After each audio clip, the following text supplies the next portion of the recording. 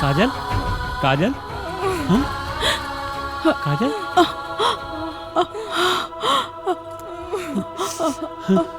हमारा बच्चा हम लेके आओ तनी।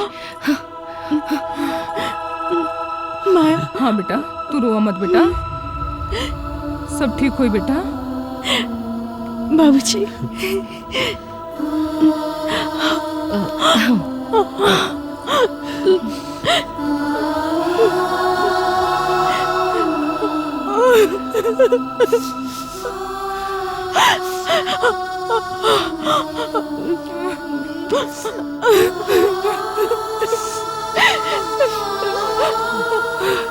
जी हाँ बोला। अगर हमरा से कौन भी गलती भइल बा तो अपन चरणों के दासी समझ के माफ कर दी। अरे यार तू कैसन बात कर रहा बाटू? तोहरा से कोनो गलती नहीं के भइल बा, तोहरा से कोनो गलती नहीं के भइल बा। तू कैसन बात कर रहा बाटू? हाँ हम भगवान से मनाए कि हर जन्म में हमार पति के रूप में रउआ के ही भेजी। अरे यार तोहरा के कुछ ना होई।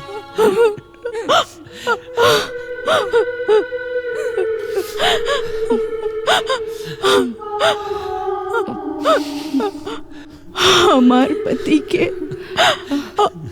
हमार परिवार के ख्याल रखिए बहन। बेटी, ये भगवानी का कह दे बेटी, तोहरा से कोनो गलती नहीं के भइल। तू पत्नी के साथ साथ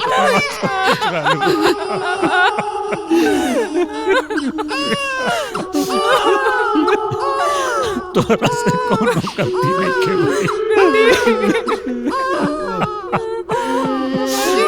बेटी तू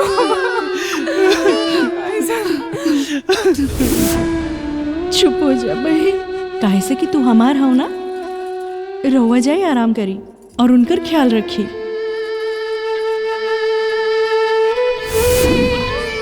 हे भगवान, ये का कर दिया से हमर दीदी के छीन दिया।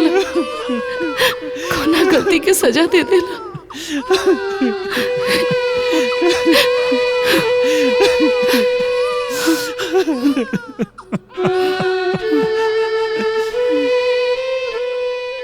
अबे हर कोनो ताक झाक भर पटक के मारा बता देता ही। हाँ ला चाय पिया। चाय ली। बर्तन धोए से कपड़ा धोए से छुट्टी मिला हम। हाँ चाय मिले तो पिए के, कपड़ा धो धो तुम्हारा हालत खराब हो गल रहे। ये लड़कियां कहाँ रोहत में बहुत हो? हाँ ला दी माई। आई कोरा लेते चुप हो गई। आई देखो काजल छोड़ के गई नहीं। उनकी आत्मा के कितना खुशी होत होई कि अंजना जैसन महतारी और संस्कारी बहू ये घर के मिलल हो। हाँ उनकी आत्मा के कोनो तकलीफ ना होई।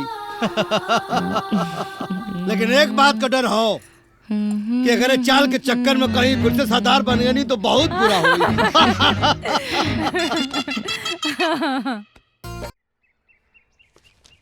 ए बाबूजी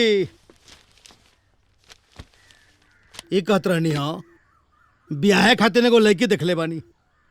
अब ब्याह करबा का? ई उम्र में ब्याह करो तोहरे लड़का अर्जुन खातिर। अच्छा लेकिन वो ब्याह करी? हमरे मौसियाने में वो बड़ी सुंदर लड़की बिया, बड़ी काम धाम करल, बड़ी संस्कारी है, एकदम बढ़िया लड़की हो।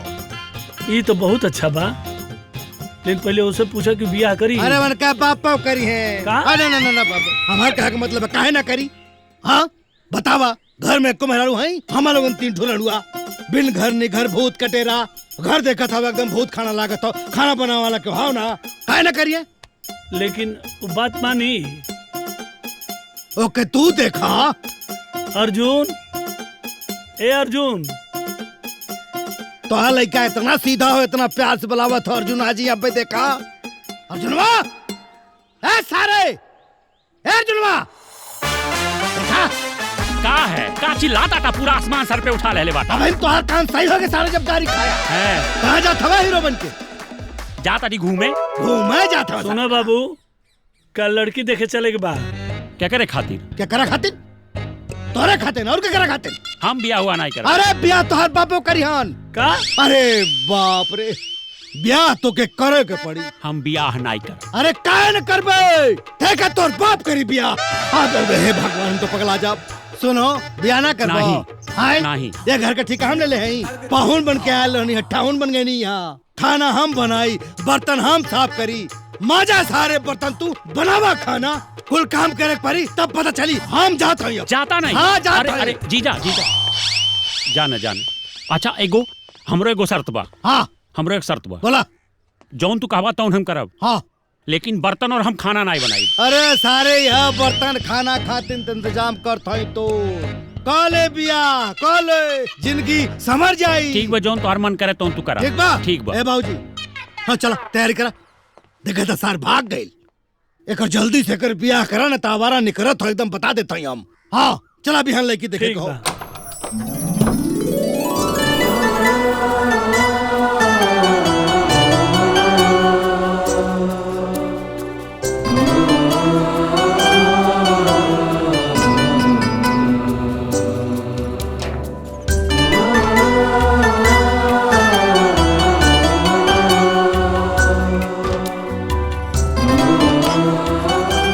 बैठा बेटी बैठा।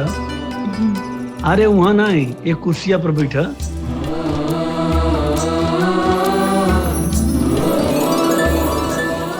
भाई देखा हमके तो लेके एकदम पसंद बिया। अब भगवान की कृपा से ना हमारी यहाँ से समझ ला खुरपा सियागड़ा सा कहता पैता मतलब पूरा गांव वाले उधार लेके जावे कोनो चीज का कमी ना हो। देखल जा हमर माँ बेटी के अलावा हमने के केहू नहीं बा। अभी क्या सोचा ताड़ू? अब तो हमने का एक परिवार हो गई। हाँ कुछ तो दहेज के बारे में बताएं। दहेज दहेज तो लालची लोग ले वाले, हमने दहेज ले। अरे भाई विदाई में खाली बिटिया के भेज दा बस। हमार बियाह देखो का मिलल रहे दहेज में, बिना पैसा के बियाह भइल रहे।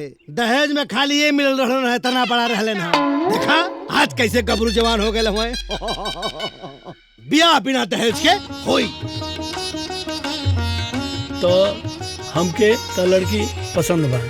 पंडित जी के बुला के हाँ। आ शादी के दिन पक्का हाँ। करें। लेकिन बाबू तो ना कुछ कहले हैं। बाबू बहुत शर्मिला हुए। ये कहा बोली है। ये मन मन समझा हाँ कहता हूँ कहो। बाबू तोरो कुछ पूछे कहोगे तो बोला। बाबू का पूछी है? का पूछ पाओ? हाँ ठीक है तो हर मन है तो पूछ ही लो। आपका नाम क्या है? गिरजा। हाँ पूछ लो पूछ लो। काजल। कितने तक पढ़ी हैं आप? तू बहुत पढ़ ले का? अब दो शब्द पूछ दे दांत चियार दे बैग। ठीक बे नहीं पूछा, कुल तू ही पूछ ले। पूछा था 12वीं। 12वीं पास हो, 12वीं सुन लो विद्वान हो। अब सोचे समझे के ना हो ना, भैया। कुछ नहीं। ब्याह की तैयारी करा पंडित के बोला पूछ लो। लेकिन बाबू तो कुछ कहले ना। बाबू मने मन मुनक्का मने मन चोहारा खाली कह ना पावत हो करे। हाँ हाँ एकदम भैया खुश हवे। पंडित को बुलाओ ब्याह करा और एकदम फटाफट दिन तारीख निकाला। अब एक सेल्फी मार लिया जाए। हाँ है बेटा नहीं है देखा तो तू देखबा बाबू। हाँ एकदम मामला हमें फंसा के हमार ब्याह तय कर देना। ओकरे बाद बैठ करके वो करता था। हाँ बड़ा था भाई। हाँ भाई काहे न बड़बड़ाई? काहे हमसे बिना पूछले हमार ब्याह तय कर देना? बिना पूछे तो जाके बतियावा था सालो तू कितना पढ़ ले हवा। वो पूछ ले तू कितना पढ़ ले हवा बिना पूछले भले तोहार ब्याह। हम तो वैसा पूछ ली लेकिन हम ब्याह हुआ नहीं करब। अरे ब्याह तो तोहार बाप करी। हाँ तो बापे करी है, हम नहीं करब। अर्जुन सुना लड़की में का कमी बा? सुशील बा, पढ़ल लिखल बा, संस्कारी बा, तू बताओ का कमी बा? सब ठीक बा लेकिन हम ब्याह हुआ नहीं करब। ए अर्जुन सुन, अगर जो जिद करबे तो जिद में तोर बाप है। आ शादी करे पड़ी आ नहीं करबे तो हम जाता जहर खा के मर जाए रहो घर में। हाँ और सुना खाली वो नहीं ना जाता हूँ हम जाता नहीं। और रहा घर में बनैया खाना बर्तन मजबा कपड़ा धोबे सारे तब पता चलता। जीजा अच्छा जीजा बैठा बैठा बैठा बैठा गुस्सा न। अच्छा सुनो एक चीज तू जान ले, तोहरे खुशी और बाबूजी खुशी करती हम माना ताटी नहीं हम करती कतई नहीं। मान गई ले। बाबूजी मान गए हो सरबा। जल्दी जल्दी ब्याह की तैयारी करा लो। भगही बात करें ना हमेशा। ओम नारायणी नमस्तुते। गांठ बांध दीजिए। हो गई पंडित जी। अक्षत लीजिए। सर्व मंगल मंगल्ये शिवे सर्वदा साधिके शरण्ये त्र्यंबके गौरी नारायणी नमस्तुते। कलश पे डाल दीजिए। 501 रुपया चढ़ा दीजिए। हाँ 501 रुपया चढ़ा दीजिए। 500 रुपया। 500 रुपया तो हो, 1 रुपया ना हो। ए तो लगे हर 1 रुपया। ना जीजा हमरे लगे ना बा। आजकल बड़े बड़े जन के लगे 1 रुपया ना रहला। मारे पे झोड़ सारे मुंह फाट जाई। बड़े बड़े लोगों के पास करोड़ों रुपया रहला, 1 रुपया की बात करता। सही 1 रुपया ना बा महाराज। हाँ तो गूगल पे कर दीजिए जजमान। गूगल पे। गूगल ला पकड़ा। डिजिटल हो गई बा आजकल। लो ला हो गई। अभी टों से नहीं बोला। हाय इसमें टों से नहीं बोला। तो बोली तो नहीं बोल रहा। अब कैलेश। हाँ हाँ मंगलम ये तो था। भगवान विष्णु मंगलम। शादी ब्याह है कि भी पंडित लोग के ठिका दे दो। मंगलम। हाँ सही है बा। 1 रुपया छूटा तो नहीं हुए पड़ी। अजीत जी को भी ना देख पड़ी। ओम मंगला काली भद्र काली कपालिनी दुर्गा क्षमा शिवा धात्री स्वाहा स्वाधा नमस्तुते।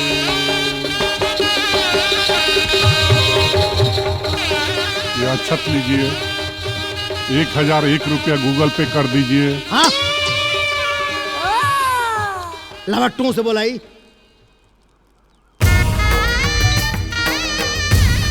या देवी सर्वभूतेषु माता रूपेणु संस्थिता नमस्तस्यै नमस्तस्यै नमस्तस्यै नमो नमः। वर वधू को सिंदूर दान कीजिए।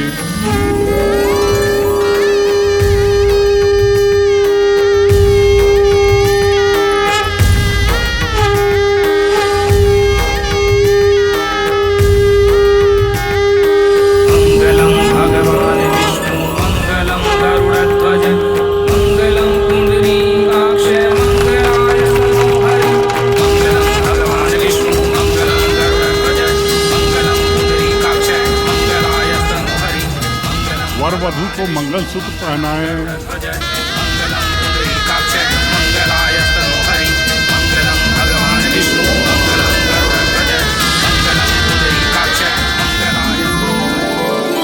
या देवी सर्वभूतेषु शक्ति रूपेणु संस्थिता नमस्तस्यै नमस्तस्यै नमस्तस्यै नमो नमः। या देवी सर्वभूतेषु श्रद्धा रूपेणु संस्थिता नमस्तस्यै नमस्तस्यै नमस्तस्यै नमो नमः।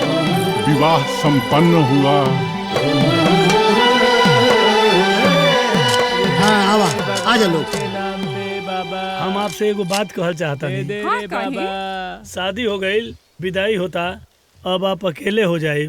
ऐसे हम ही चाहता नहीं, आपो साथे चली जा। अब बिटियों को मन लगल रही। हाँ ना ना यहाँ के लोग और समाज का कही, और यहाँ के ई रीति रिवाज ना हो।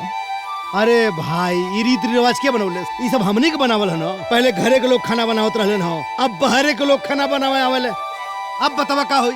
हाँ अरे मेहरारू तो यहाँ तक की बरतियो जाता नहीं। अरे देखा जमाना कितना बदल गई। पुराना जमाना गईल, अब नया जमाना आ गया। हाँ। चली घरे।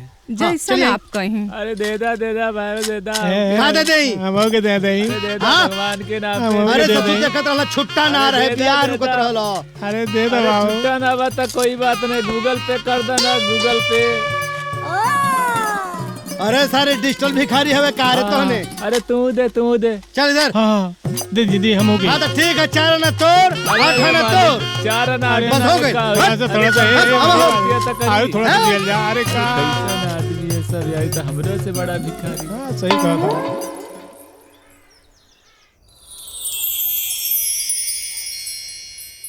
हाँ बेटा जाओ। जा वहाँ देखत हो, दुल्हन इंतजार करत हई। सुहाग रात हो जावक परी। जा। कहले रहला बियाह करे के ना, कई लहले।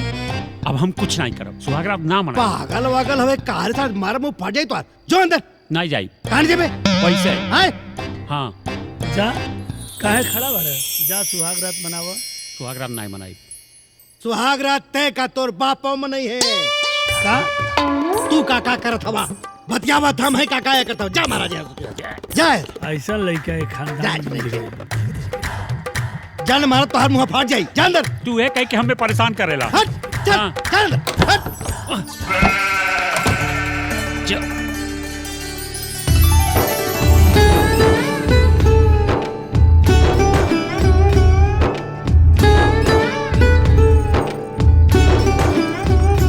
सरू जाइबा कहाँ? जंजीर से बदले हई।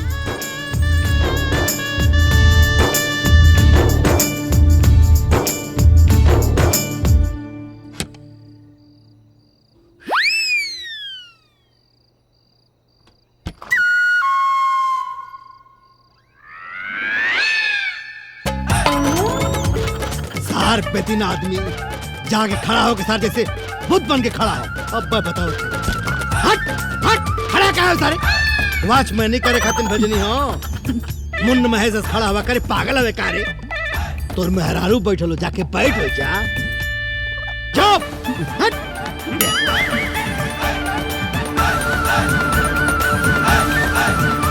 बैठ बैठ मर टंगड़ी तोड़ दे तोर। हाँ बेवकूफ कर। हट।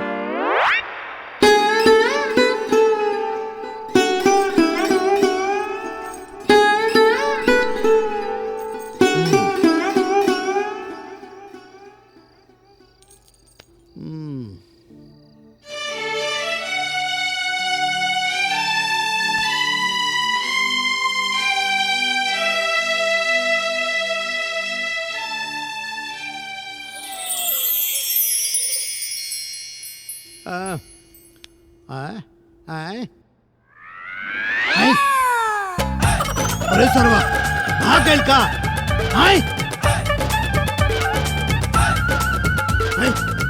दुल्हनिया कहाँ गई?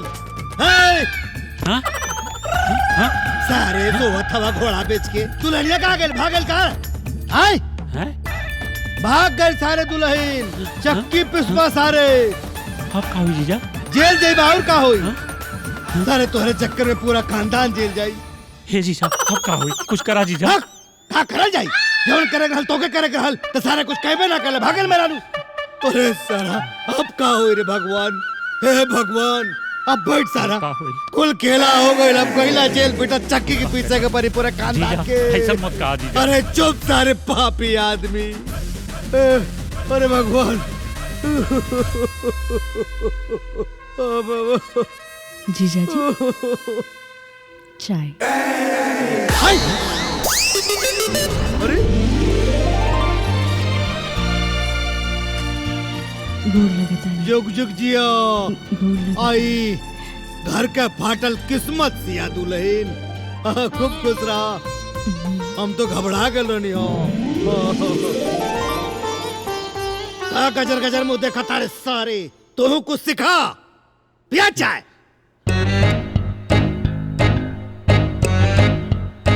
झड़ुआ तो रोज यही जा रहत रहल हवे। कहाँ रखा गईल?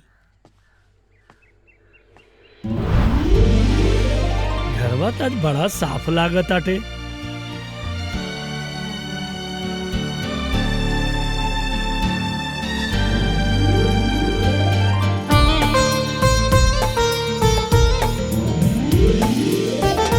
बाबूजी गोर लगता है। खुश रह। चाय पी ली बाबूजी। ठीक बा बहू। घरवा आज बड़ा बदलल बदलल लागत आटे। जी बाबूजी रउआ नाहे खातिर हम पानी भर देले बानी। बेटा तोहरी ऐसन बहू पाके हम धन्य हो गईली। बाबूजी चाय पी के नहा ली। ठीक बा।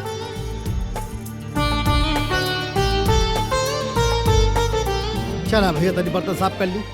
बर्तन? हे महाराज जी बर्तन तो साफ हो गई। अर्जुन जैसन सार मिलल तो गजब हो गई। और भैया काजल जैसन सरहज मिलल तो अजब हो गई। ये देखा हमार काम पहले ऐसे हो गई। हमारे उठे से पहले सारा बर्तन साफ लागत। भैया इन नौकरी से मिली हमारा के छुट्टी। जय हो प्रभु। जय जय सीताराम। भैया कैसन रहल सुहागरात? सुहागरात बड़ा खट्टा रहल भाई। खट्टा रहल? अरे तेरी कुल काहे पूछता रे? ई कौन पूछे वाली चीज है? अगले साल हमरो रहल। अगले साल हमरो रहल। देखा यार अर्जुन गुस्सा न करा। सबके मन चाहा चीज ना मिलेला। आप अपने तोता के देख ला, ई बनरों से ज्यादा करिया होके और गोरहर मेहरारू खोजत बा। एके अगर गोरहर मेहरारू आई गई तो ओकर तो किस्मत फूट गई ना। अरे हमार किस्मत तो जाग जाई ने। ओकर तो किस्मत फूट गई ना। अरे हमार किस्मत तो जाग जाई ने। अरे ओकर किस्मत तो फूट जाई। ऐसे काजल भाभी के देखा, उनकर तो किस्मत जाग गई। लेकिन हमार तो किस्मत फूट गई। काजल भाभी की तो किस्मत जग गई। हमरो किस्मत जागी पक्का। देखा अर्जुन, सबके नसीब में हीरोइन ना होलिन।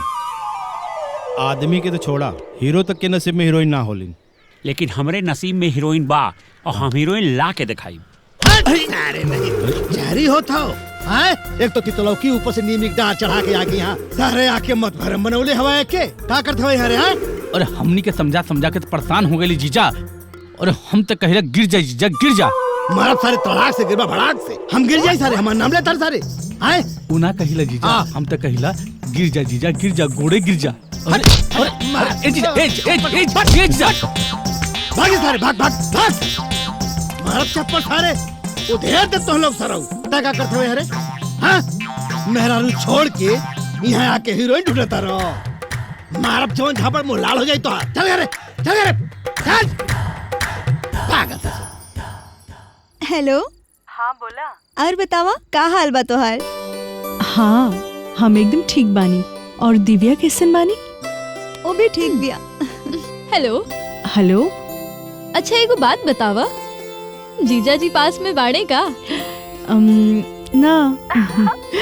कैसन रहल हनीमून?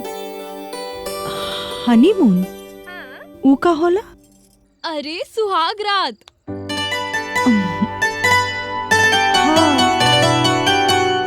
बढ़िया रहल।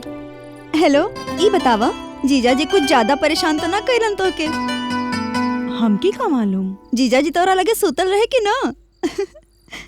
ना, ऊ तो बगले बैठल रहलन। हे भगवान। लागत है जीजा जी के सुहाग रात के बारे में नहीं के मालूम। का मालूम? तू लोग ही आके सिखा दा ना। हे भगवान, कैसन मिलल जोड़ी, एगो भोला एगो भोली। अरे ना ना, एगो गोला दूसर गोली। शुभ शुभ बोली, चुप। ठीक बा। हेलो। चल। मार फाड़ी बोतल, चल अंदर। हम ना जाब। ना जाबे सारे बियाह का कैला? मार मार तू हमार बियाह करा दे। और क्या कहता? तू काहे जित के हमार बियाह करौला? हां अच्छा, लड़का हमार तो जबरदस्ती बियाह हो गइल तो। हां, चुपचाप जाना तो मारब खून निकल जाए। हम नहीं जाब। अरे जाई बा कैसे ना? हम जाई है तोहरा पापा। ला गइल बा तोरी के। गोड़ लगता मुझे। रवा बैठी।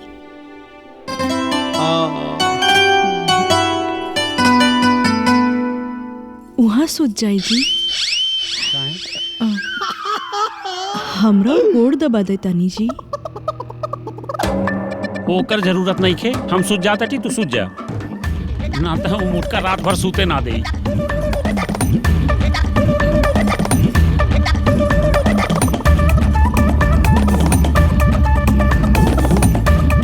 अरे तू रहे दे ना, ये कुल का कोनो जरूरत नहीं खे, तू सुत जा। पागल सा। पहले आप सुत जाई तब। हमार माई कहत रहली है पहले पति सुत जाई तब जाके सुती है। अच्छा हम सुत गईली माई, तू रहे दे। माई ना हमरा और पत्नी है जी। हाँ भाई तू हमार पत्नी हो, तू सुत जा, तू सुत जा। हाँ ऐसे कैसे सुत जाए जी? जब तक आप नहीं खे सुतब तब तक हम कैसे सुत जाए? धीरे धीरे अनन के एकदम प्यार जागी, मन लागी तो आगे वाला भी हो ये जाई। जा सरऊ, हटब ना, हम याद बता देते। हमार माई ये कहत हे माई, रहली माई तो आ रहा कुछ कहते हाल की जौन बा की पति का आज्ञा माने के चाहिए। हाँ कहत रहली है ना, और इहो कहत रहली है कि पति के खूब सेवा करे के चाहिए, काहे से पति के चरणों में ही स्वर्ग होला। ठीक बा, तू स्वर्ग में रहा, हमके सूते दा।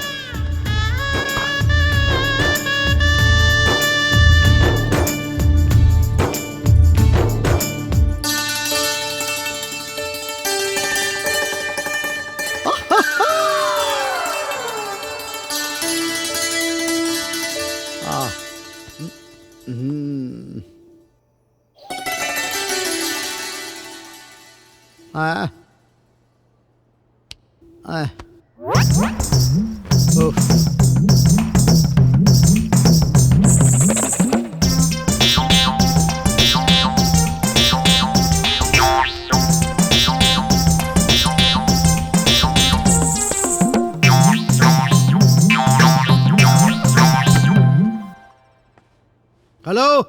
ओए ओए, का गुरु कुछ भइल कि ना? का भाई? हाँ, अरे कुछ कहले है कि ना? हाँ, ज्यादा डी ना लैटरिन करे। लैटरिन करे? यस सारे, इस सारे का कुछ ना होई भैया।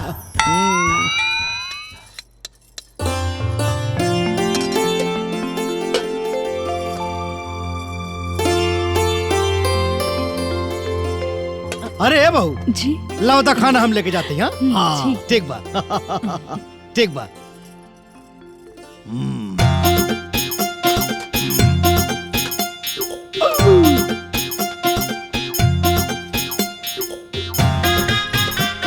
बाबू कहाँ मोबाइल देखता रहो? ला खाना खा ला, खा ला, भूखाइल हो बा, खा ला। क्या बात है जीजा जी, आज बड़ा प्यार से खाना खियावा ताड़ा। प्यार से? तो अब तक का दुश्मनी से खिया उतरा नहीं हो? नहीं, दुश्मनी से नहीं खिया उतरला है, लेकिन काजल से पहले यार कुछ आज कुछ विशेष है बा। तो और दिमाग खराब हो गया का? पहले खाना खा, जल्दी से खा। ना ना ना ना, हमें आज कुछ जरूर दाल में अरे काला। कुछ दाल में काला ना हो, खाना खा पागल। हाँ, अरे भाई जल्दी से खा ले। हम नहीं खा भाई, हमें कुछ। अरे काहे ना खाइबे? हमें कुछ हाँ। दाल में आज काला लगा। दाल में काला लगा तो पागल कहे के खाओ। ना ना ना, हाँ? हम नहीं खा। ए पहुना उ नहीं खाता तो हमारे के दे दे। अरे तू का खाएगा? अरे पगला, खा ले, तू खा ले। अरे सर कुल गुड़ गोबर कर दे। हलो, हाँ आइडिया।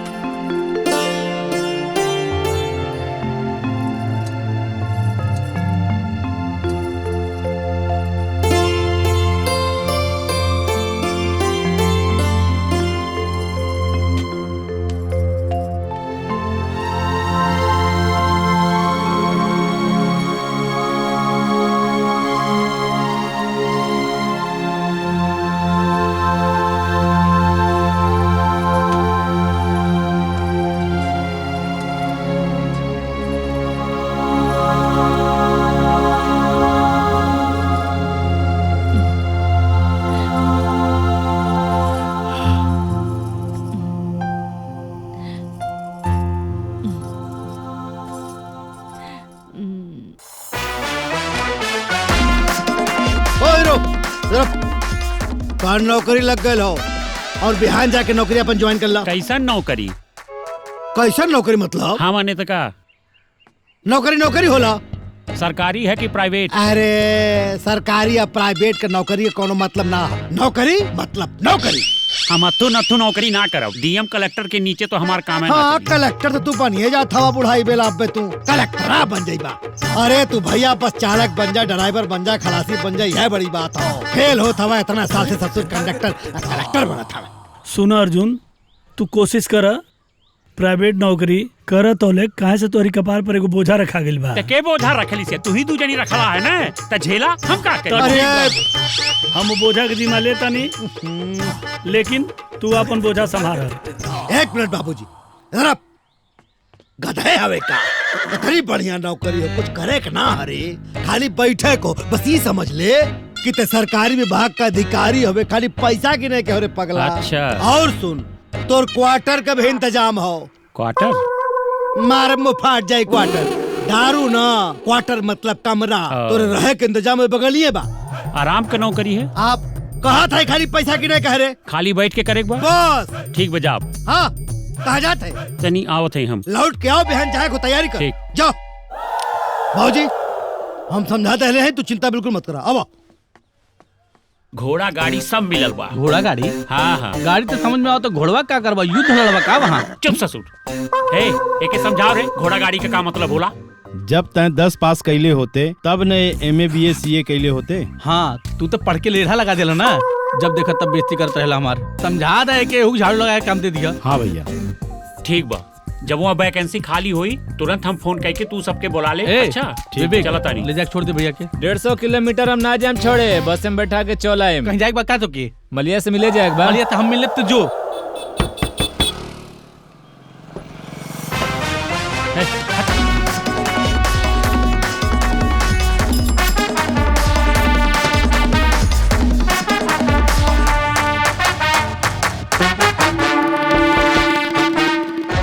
ये सब जो लाइन में लगल बाना सबसे पैसा ले है ना? हाँ साहब, 2 रुपया सबसे ले ले बानी। का 2 रुपया? इतना महंगाई में 2 रुपया से का हुई? बिहान से 2 नंबर का ना 5 रुपया ली है, और सुन 1 नंबर का 2 रुपया, और गैस खोल लेके 3 रुपया लियल करिए बिहान से। एक बात बताई, दिल्ली मुंबई में कुल 2 नंबर का 5 रुपया ले ले, समझ ले? हाँ साहब, ये तो दिल्ली मुंबई थोड़ी न है। तका दिल्ली मुंबई में सब कुछ दूसर 2 नंबर करे लगा, बिहान से 5 रुपया कर दिए। अरे साहब, 5 रुपया ले तो कम मनी वही है। जेकरे 100 बेर गर्ज हुई, जेकरे ता हुई ना, हम 10 रुपया का ही देव ने तो ते आई, और जेकरे नहीं तो रही ना, तेके फिरियो करबे तो ते ना आई। धन्य हो साहब, आप जैसा मंत्री जौन आदेश के हो जाई ना, उ देश के भंटमार हो जाई। ये ससुर भंडमार नहीं, अर्थव्यवस्था 1 नंबर का हो जाए। सुन, जाके कस्टमर खोज, लेटरिन वाला स्कीम दे, बापे के साथे बेटवा फ्री कर, जीजा के साथे साली फ्री कर दो। ठीक बा साहब। जाए जीजा। ससुर आई लली गांव से स्वच्छता विकास अधिकारी बने, या बैठ के ठन्नी चवन्नी गिनवावता चुप तोरे मोटका के। मम्मी, ये जो नया किराएदार आया है, उसका सब कुछ चेक करवा ली थी ना, पुलिस वेरिफिकेशन वगैरह? हाँ, पता है ना आजकल कितना क्राइम। ए सुनो जी, आज तुम्हारा पहला दिन है। हाँ। कान खोल कर सुन लो, यहाँ पे कोई लड़की नहीं आनी चाहिए। अरे नहीं नहीं, और टाइम से जाना है, टाइम से आना है। ठीक है। चलो।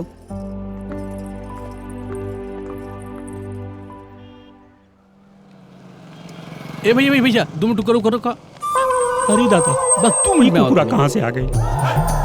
एक खदरना। हाँ। यहाँ के मैनेजमेंट देख हम आवता। ठीक बा, ए भैया का यहाँ लैटरिन करने का कितना रुपया लगेगा? फ्री बा जा जा। अरे फ्री कैसे भैया? शहर में यहाँ कुछ फ्री होला? अरे हम कहा ताटी न फ्री बात तू जाने। अरे नहीं भैया, ऐसे कैसे चल जाएंगे? ए शहर में हमार दोस्त सफाई अधिकारी है, अगर हम फ्री में करब तो ओकर नाक कट जाए भैया। अरे ओकर नाक कटे चाहे कान कटे, कि हमार नाक काहे कटत बाटे? जुली यहाँ से। लेकिन एक मिनट, तू अपन मुँह काहे नहीं दिखावता ला भैया? अरे भाई कहा तानी ने तो जो यहाँ से हमरे पीछे काहे पड़ गए? अरे भैया ए खदरना, तो देख रहे हैं कैसन कैसन लोग बाटे। ले भाई, कहाँ बा? हो में जाओ में एमे जा जा। अच्छा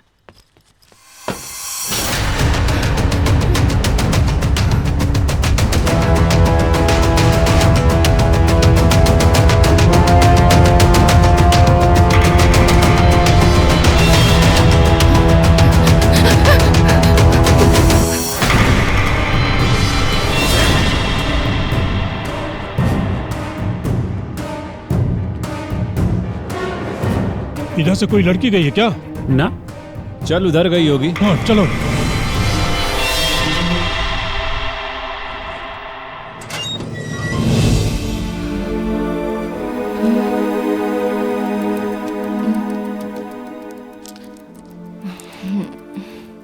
हाँ जी सुनिए, वो पैसे दे दीजिए। किस बात के पैसे? अरे आप अंदर से निकल रहे उस बात के पैसे, और किस बात के पैसे? लेकिन ये मैंने यूज नहीं किया। कुछ नहीं किया? मैं गुंडों से छिपने गई थी। अच्छा, अरे हाँ हाँ हाँ हाँ, जो अभी गए हैं क्या? जी। लेकिन आपके पीछे गुंडे क्यों पड़े हैं? फिलहाल मैं बहुत बड़ी मुसीबत में हूँ। अगर आप मेरी मदद कर देते तो बहुत अच्छा होता। मदद? मगर कैसे? ओ, मेरे माँ बाप मेरी शादी जबरदस्ती किसी से करा रहे थे, इसलिए मैं घर से भाग आई और ये गुंडे मेरा पीछा कर रहे थे। तो अगर आप बस एक रात आज के लिए मुझे अपने घर में जगह दे दें, मैं कल चली जाऊंगी। हाँ ठीक है, लेकिन सॉरी, मेरे कमरे में लड़की अलाउ नहीं है, मैं नहीं ले जा सकता आपको। लड़की तो अलाउड है। हाँ अलाउ है। हाँ, एक आइडिया है मेरे पास। आइडिया? हाँ बताइए।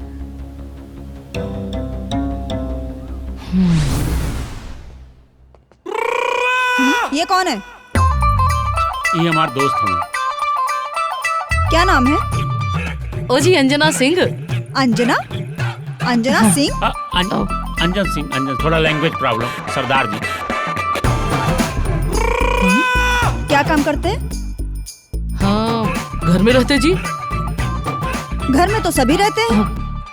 अरे सरदार और भोजपुरिया जो होते हैं ना, पूरा देश को अपना घर समझ लेते हैं, इसलिए उसको घर बोल रहे हैं। करेक्ट। हम पूछ रहे हैं तो तुम बीच में क्यों बोल रहे हो? कहाँ के रहने वाले हो? ओ जी, मैं तो जी गोरखपुर की रहने वाली हूँ। गोरखपुर की रहने वाली हूँ? ये सरदार है ना, इनको थोड़ा हिंदी भोजपुरी सही से आती नहीं है, उच्चारण सही नहीं कर पाते ना। थोड़ा सा लगा है, थोड़ा जल्दी।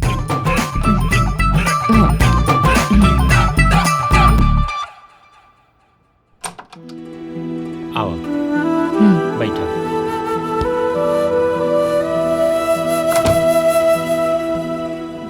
ये हमारा रूम है।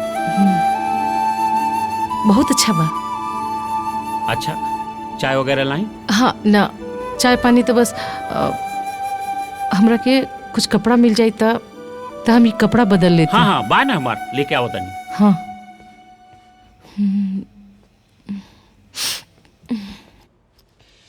हाय देखा, ये हमें हमारा कपड़ा है, ये हमें से जोन तुम्हें अच्छा लगे तो तू ले ले।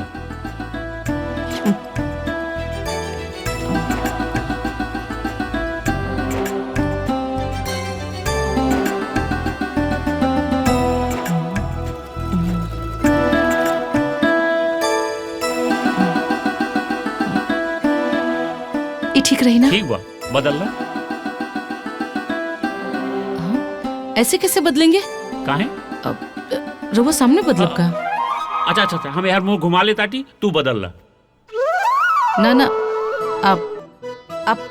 आप बाहर जाएं, फिर हम बदल ले। अच्छा अच्छा ठीक है।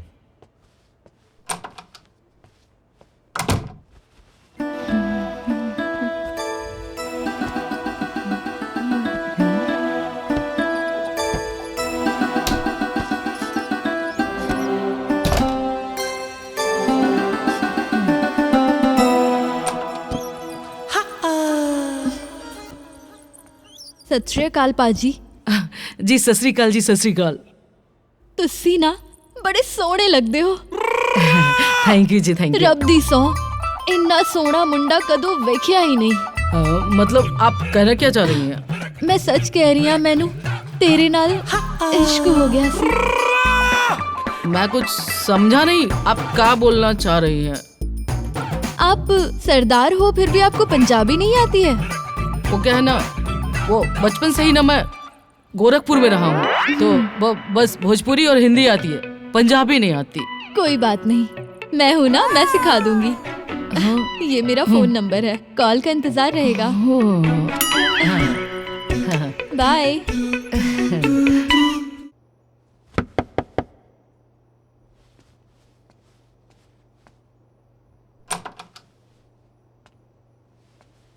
इतना टाइम काहे लग गई ड्रेस बदले में? आपके जाए के बाद रुचि आ गई रहे और वो हमरा के प्रपोज करत रहे। कहा? तो बड़ा गड़बड़ भाई। हाँ। खैर कोनो बात नहीं खे, चला अब तू सुत जा ऊपर और हम नीचे सुत जाता नहीं। अरे ना, रउआ हमरा खातिर इतना कुछ कर देले बानी, रउआ ऊपर सुत जाई, हम नीचे सुत जाई। अरे ना ना, तू हमार मेहमान हो, तू ऊपर सूत जा, हम नीचे सूत जाता। न न रहुआ ऊपर सूती। नहीं, आप ऊपर सूत जाई। न न रहुआ जाई। अरे आप सूता ना। हाँ ठीक बा। हाँ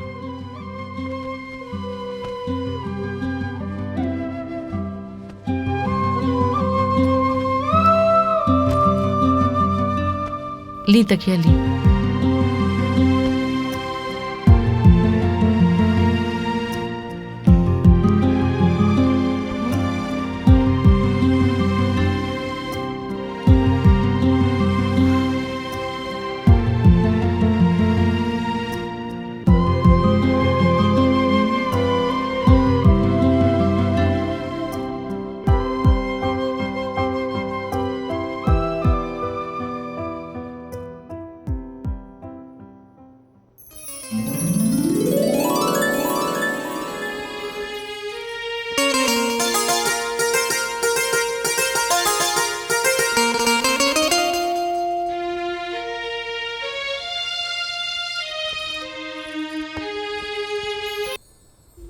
हे भगवान,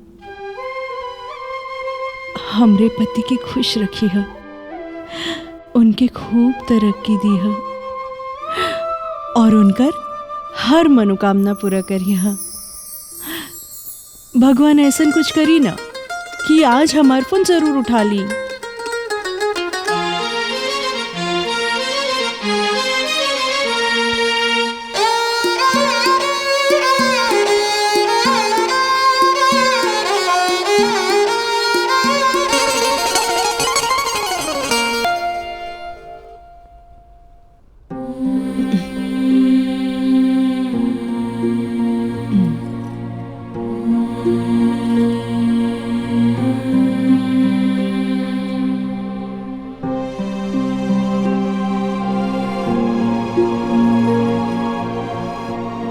हमार फोन काहे नहीं उठावेला?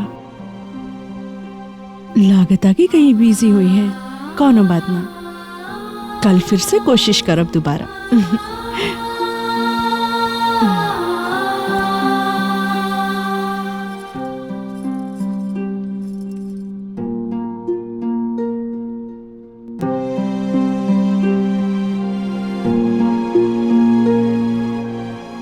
अब इन ते उठबे ना कैली। सरदार जी, ओ सरदार जी, बहुत टाइम हो गई बा भाई, ऑफिस में जाए में तो लेट हो जाई।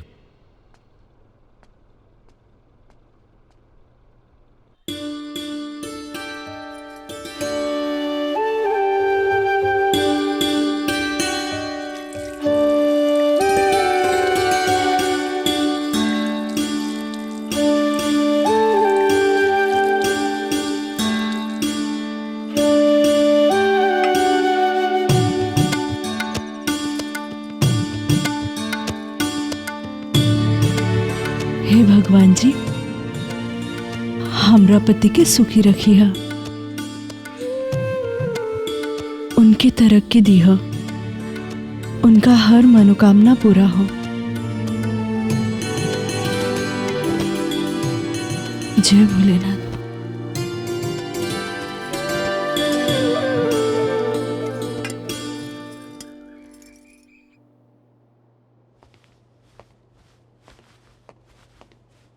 सरदार जी, चाय हो नहीं खे पियले? सरदार जी, अरे भाई उठिए, हमारा ऑफिस जाने का टाइम हो गया। सरदार जी, अरे ये तो बहुत तेज बुखार है, इसको दवा कराना पड़ेगा, अस्पताल ले जाना पड़ेगा। नीचे ले जाओ तो क्यों पहचान ली, लागत डॉक्टर के यहीं बुलावे पड़ी। हाँ, ये ठीक रही।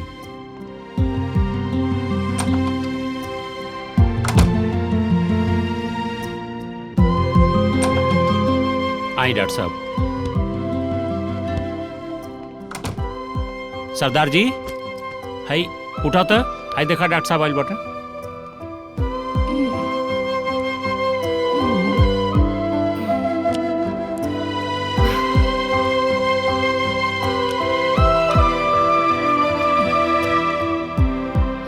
अपना हाथ दीजिए।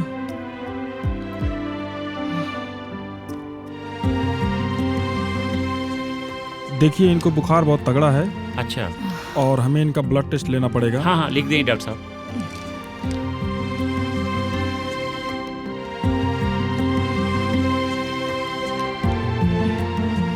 मैंने ब्लड ले लिया है, बुखार इनको बहुत तगड़ा है जी। और मैं दवा लिख दे रहा हूँ। इनका अच्छे से देखभाल करना पड़ेगा, ठीक है? हाँ। इनका देख रेख थोड़ा सावधानी से करिएगा, ठीक है? अच्छा साहब। और दवा ये आप बाहर से ले लीजिएगा। जी जी। दवा लिख दिए। ठीक है। अच्छा ये लीजिए। ओके ठीक है।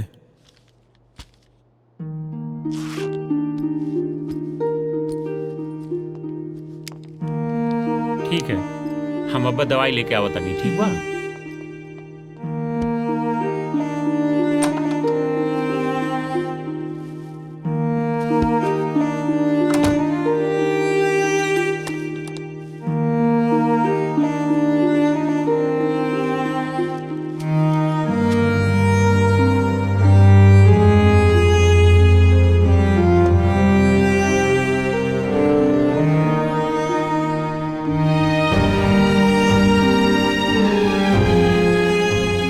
सरदार जी उठिए।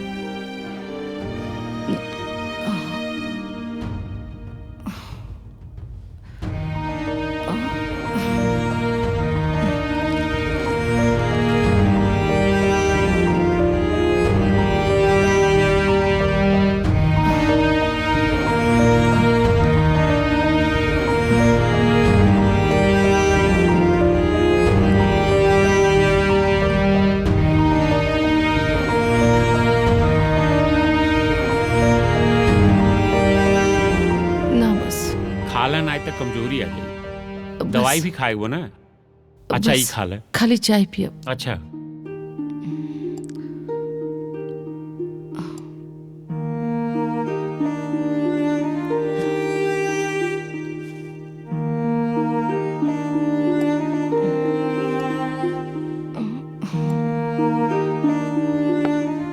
ले ही दवाई खा लो।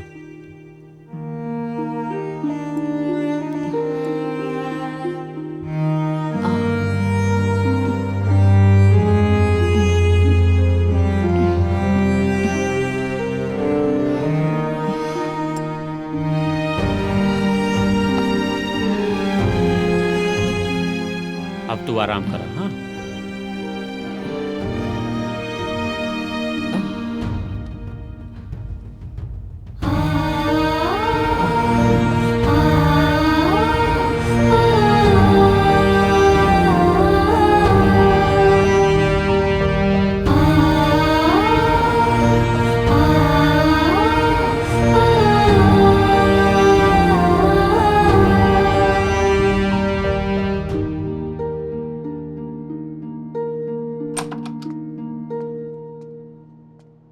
सत श्री अकाल पाजी। सत श्री अकाल जी, सत श्री अकाल। मैं कल से परेशान हूँ आपको देखने के लिए। क्या हो गया आपको? कुछ नहीं, बस थोड़ा बुखार हो गया। मुझे तो लगता है आपको मेरी ही नजर लग गई है, क्योंकि अपनों की नजर ज्यादा लगती है ना, और हम तो आपके अपने हैं, है ना? जी जी। अगर आपको कोई मदद की जरूरत हो तो प्लीज बोलिए मुझे। अरे ना जी ना, थैंक यू जी, थैंक यू। अरे तू यहाँ? हाँ, वो मैं सोची आप लोगों की कुछ मदद कर दूं, क्योंकि ऐसे वक्त में पड़ोसी ही पड़ोसी के काम आते हैं ना। हाँ हाँ ठीक बा, तू जा, जरूरत पड़ी तो हम तो के बुला ले। हाँ ठीक है, बाय बाय। हाँ बाय। अरे बाप रे।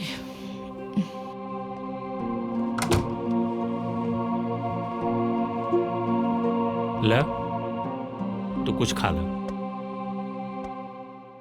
अभी हमार मन नहीं करत। अरे ऐसा कैसे हो सकेला? 2 दिन से कुछ खात नहीं खे बाटू, खा ले ना, नहीं तो दिक्कत हो जाए। तो वही खाएगो ना। तारा के ऑफिस नहीं जाएगी का? ना, ऑफिस में फोन करके मना कर दिले बानी ना, तो आज तबीयत ठीक नहीं खे ना, तू ठीक हो जाइबू तब हम जाओ ऑफिस।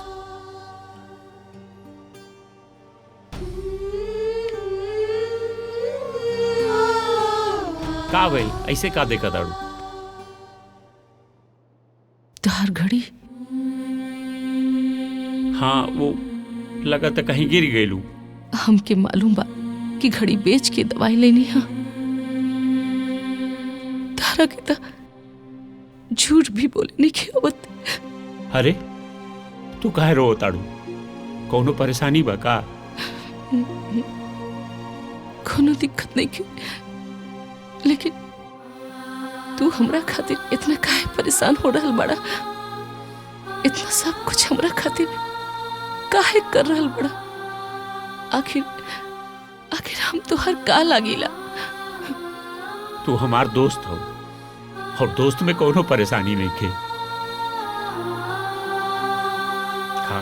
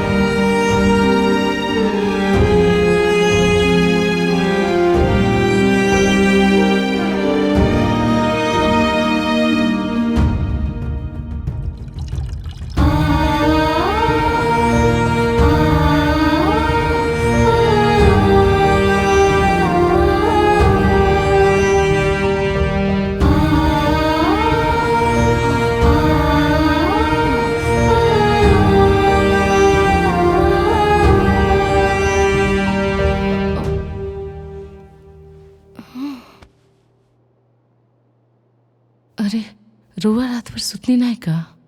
सुना, अरे तू ये सब छोड़ा, तोहार तबीयत कैसन बा अब? हाँ ठीक बा अब हमार तबीयत। अच्छा ठीक बा। अच्छा तू जाके ब्रश मंजन कैला, हम तोहरे खर्तिन कुछ बाहरे से लेके आवत ताकि ठीक बा।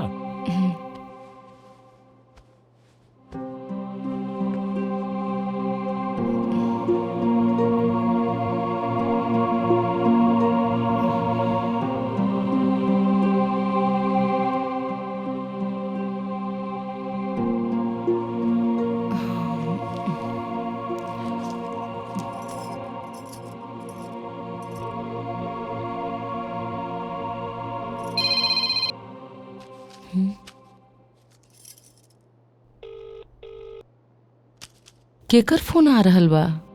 अरे केहू के ना दोस्त का फोन है, ऐसे कुल परेशान करत रहेला। हैला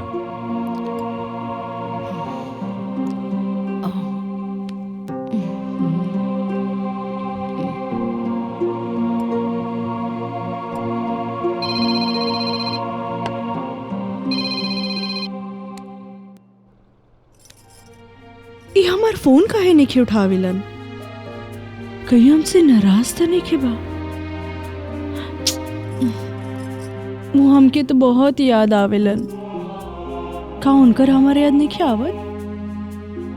ई बार जब फोन उठाए तब पूछ के रहब।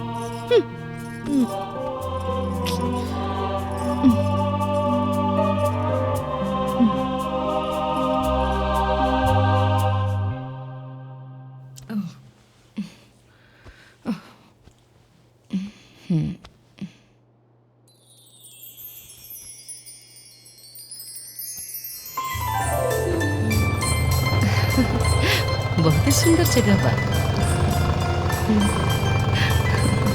भाई देखा का जमाना आ गइल बा, लइका लइका से प्यार कराता। यह नाही लड़की लड़की से और लड़का लड़का से शादियों करत बाटे। ई का कहतवा भैया? जमाना खराब हो गया लव का। दुनिया बचा ले भगवान। धन्य हो दुनिया। गाड़ी साइड में रुका। ठीक बा, रोका तनी। ओई जावा।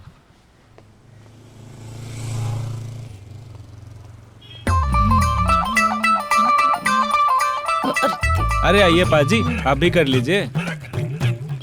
आप तो लड़कियों की तरह शर्मा रहे पाजी। क्या हुआ? हुआ? चला। चल।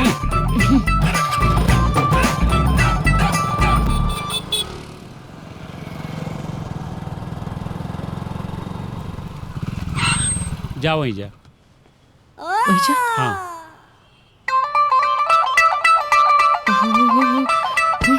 अरे अरे आपको शर्म नहीं आती? लेडीज टॉयलेट है, दिखाई नहीं देता आपको?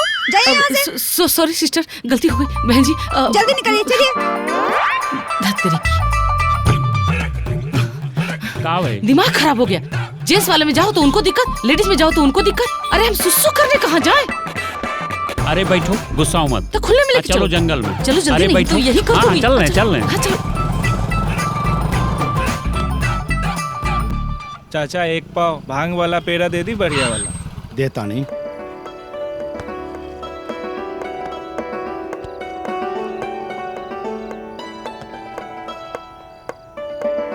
हेलो, हम मार्केट क्या आइल खाओगे? बानी। पेड़ा 100 रुपया का पेड़ा दे पहुंचे दो। तानी घरे, तू वही बार रुका।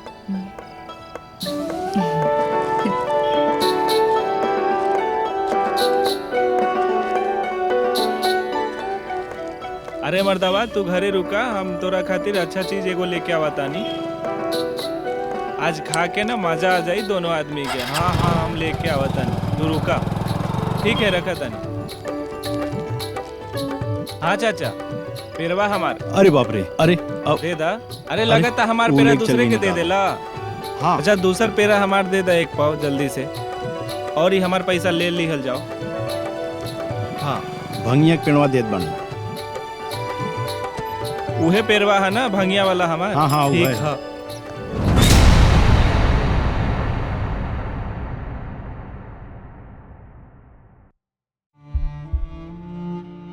मेरे पति 18 साल की उम्र से खैनी खाया करते थे। मुझे अंदाजा नहीं था कि इससे हमारी जिंदगी पर इतना बुरा असर पड़ेगा।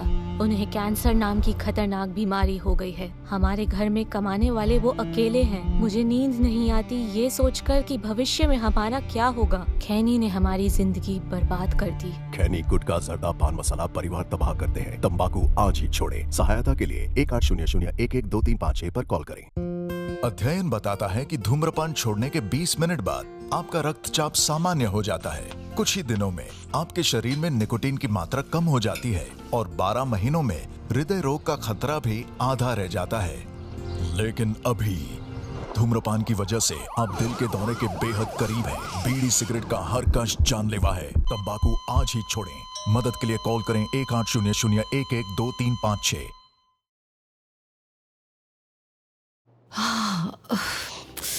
आज खाना बहुत तीखा हो गया रहे। अरे पेड़ा दो ना, गिलास के पास बा।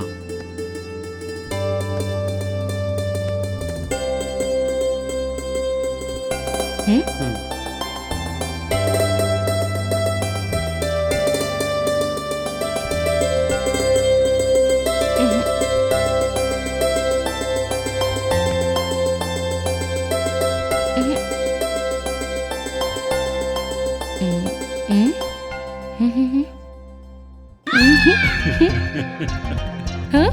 क्या हो गई? अरे क्या हो गई? तू हंसत काय बड़ा? तू काय हंसत आडू? हम हंसत नहीं, तू हंसत बड़ा। अरे तू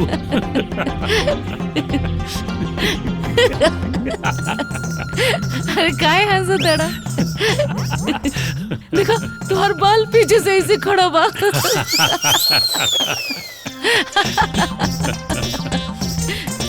अरे देखा तुम्हारे शर्ट के अंदर से ना तुम्हार पेट झांकता।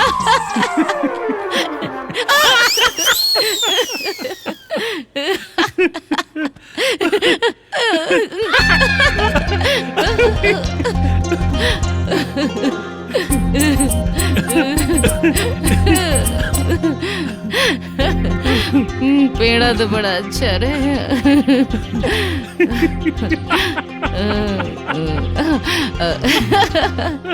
कंबल खींच ला। चलो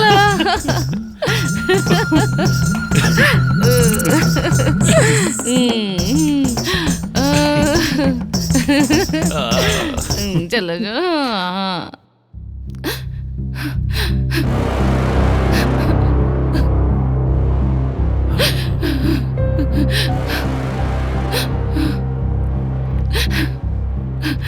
का भाई?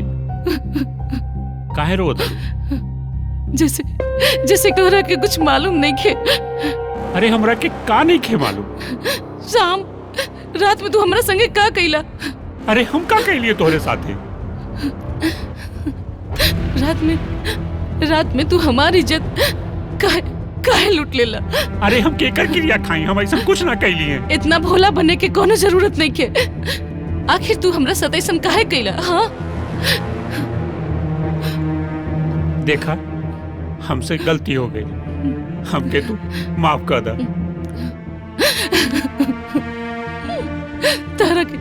तारा के माफी देला से हमारी इज्जत वापस आ जाएगा। अच्छा तू रोवा ना, जौन तू कहबू तौन हम कर।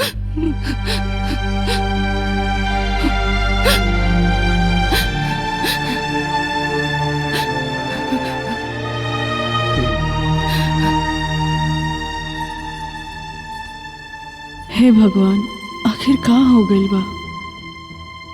वो हमार फोन काहे नहीं के उठा रहल बाड़न? कहीं हमसे कुछ गलती तो ना हो गइल बा? वो सही सलामत तो बाड़े ना?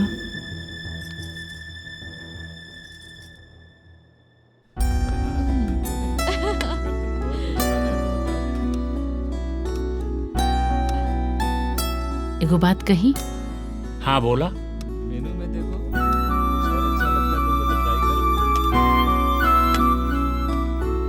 अब का कहीं, पता भी न चलल कि कब कैसे तोहरा से प्यार हो गई। जाना था वह हाल तो हमरो हुआ।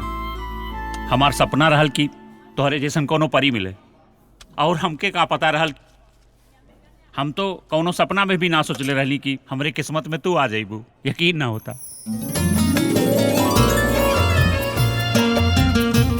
हमरे दिल के भी यही इच्छा रहे कि हमर जीवन साथी तोहरे जैसन होके। आज भगवान के लीला देखा, आज तोहरा से मिलवा दिलन हमके।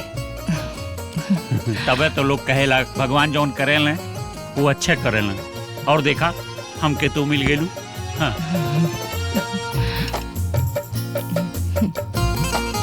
ए जी, भगवान हमनी के ना हाँ। देखी सपना पूरा कर दिहलन।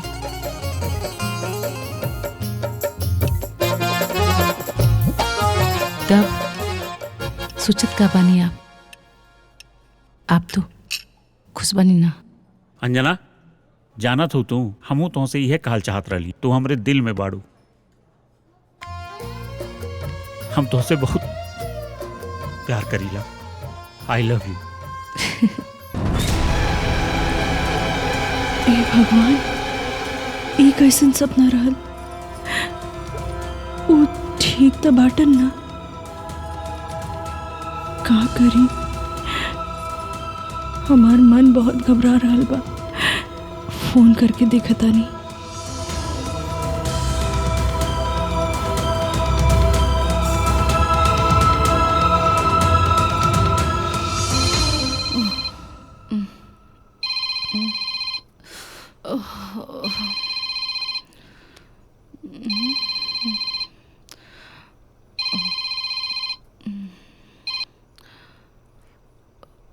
हेलो।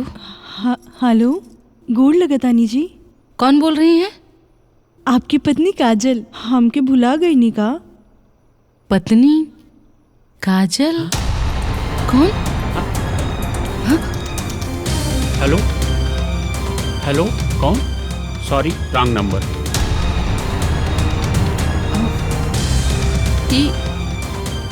काजल पत्नी?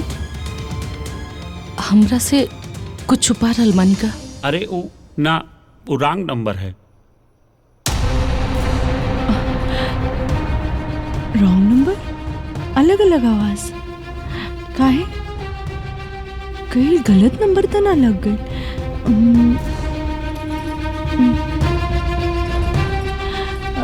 नंबर तो सही बा, तब गलत का बा?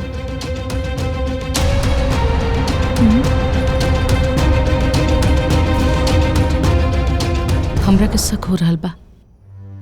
ऐसे ई नंबर से बार बार फोन आवता। रउआ ना उठावे नी। तू आराम करा, तू काहे अपन मूड खराब कर रहल बाड़ू? यहाँ हमार जिंदगी खराब होता, तारा के तहार मूड के पड़ल बा। हाँ, हमार क्रिया खा के बोला, सच सच बतावा की बात का बा।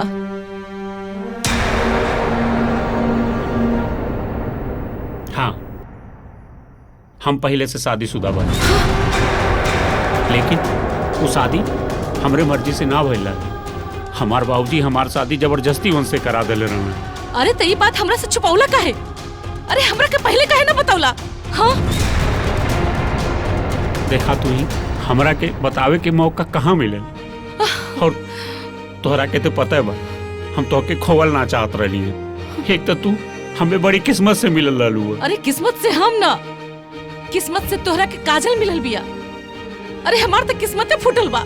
अब हम का करी? एमे हमार का गलती बा? हाँ, आखिर काहे छुपावला तू हमरा से ई सब बात? अब बोलत काहे नहीं खा? जौन हमें बतावे के तौन हम तोहके बता देंगे। अब तू है जौन समझ में आवे तौन तू करा, लेकिन हम तोरे संगरी कोनो धोखा ना कैले बानी।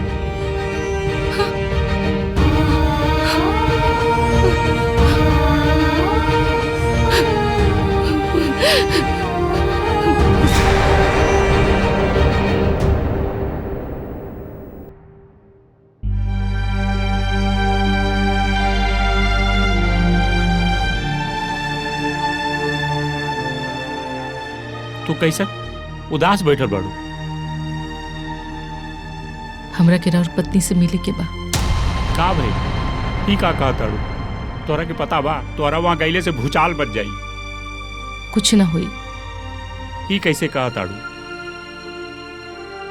हमके बस ई जाने के बा कि तुहार पत्नी कैसन बिया। अरे वो चाहे जैसन हो, लेकिन तोरा वहाँ गईले से हमार जिये हराम हो जाई। चीजवा हमार जिये ना दे। केहू के कुछ पता न चली। हम ऐसे ही सरदार बन के जाए, केहू हमरा के पहचान न पाई। हमरा जाने के बा कि ऐसन का कमी बा तोहर पत्नी में जे तू ओकरा के ना पसंद करेला। आखिर हमार भी जिंदगी के सवाल बा। अच्छा ठीक बा, तू जाए चाहताड़ू तो चला। हाँ। लेकिन हमरो एगो शर्त बा, ऐसन कुछ करा कि वहाँ केहू पहचान न पावे।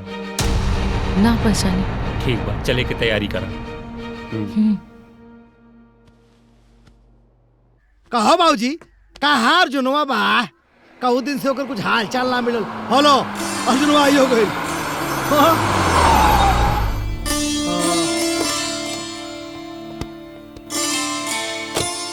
क्यों हो रखा हो?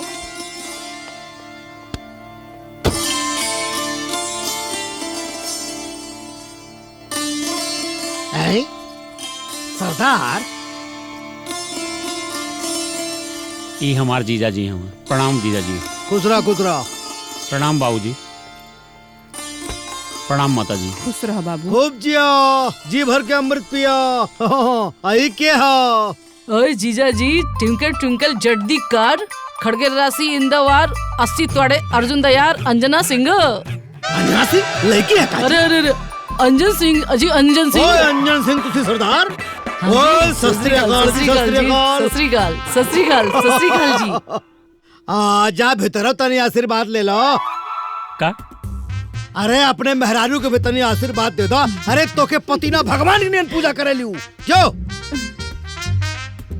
वहरिया का देखता रे? सरदार के साथे जाए खाओ। सरदार जी।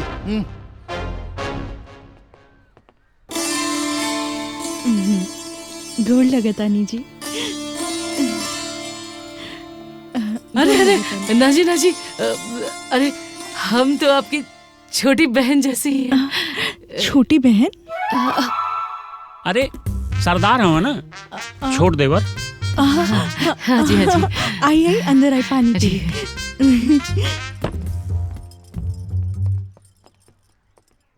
जी हाँ, मैं तो बस आपसे मिलने आई थी। आई थी? तो अरे सरदार है ना, लैंग्वेज प्रॉब्लम। आए थे। हाँ जी, आए थे। ओए सरदार जी। हाँ जी, आइए चलिए। किथे जी? अरे किथे मतलब अंदर सोने चलते हैं। अच्छा, सोने? हाँ चलिए, आइए साथ में सोया जाएगा। लेकिन कहाँ? हमारे साथ। आपके साथ? हाँ, क्यों? क्या हुआ जी?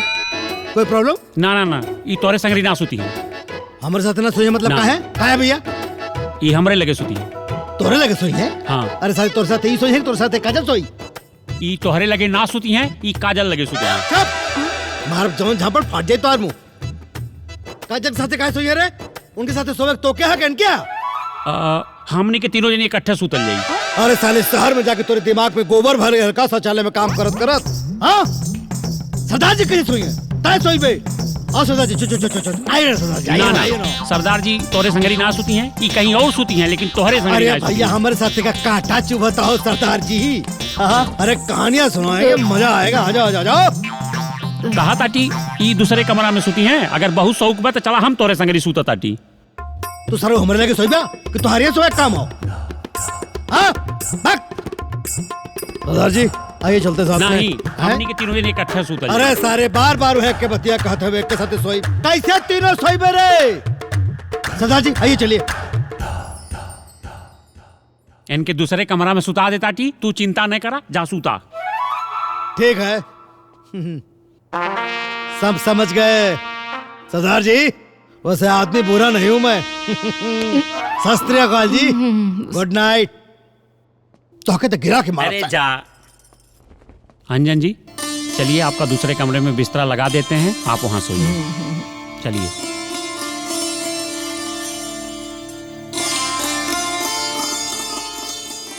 साठ साल का हो गए बच्चा, वो मरने की बात करता था। अरे गिरजा जी प्रणाम प्रणाम। हाँ गिरजा सारे आवा काय भागा था गिरजा? काय हुआ खड़ा हुआ? आखिर गिर के मर जाए? नहीं गुरु छोटा ई ले काट। कैसे काट रहे? या 14 अप्रैल हाँ बाबा साहब अम्बेडकर जी का जयंती है। आप अच्छा। सब पूरा परिवार के आवे के बा। हाँ ठीक बा। अब की बार बाबा साहेब का जन्मदिन बड़े धूमधाम से बढ़िया बा। चला अब हम बाबू साहब के यहाँ भी चले बा और प्रधान जी के यहाँ भी कर दियो। हाँ चला। अरे भैया एक बात और, अब की बार तू ही परफॉर्म करे बा, एकदम पूरा तगड़ा तैयारी की है और भोजू के ले ली है साथे। और हाँ वो कहते हैं कि जो आयल बाटे वो सरदार जी। सरदार के पीछे पड़ गए। अरे बटले बाबू ऐसे जा अब दांत कहाँ चाहिए तारा सारे। नमस्ते गुरु सरदारवा के साथे हम नाचब।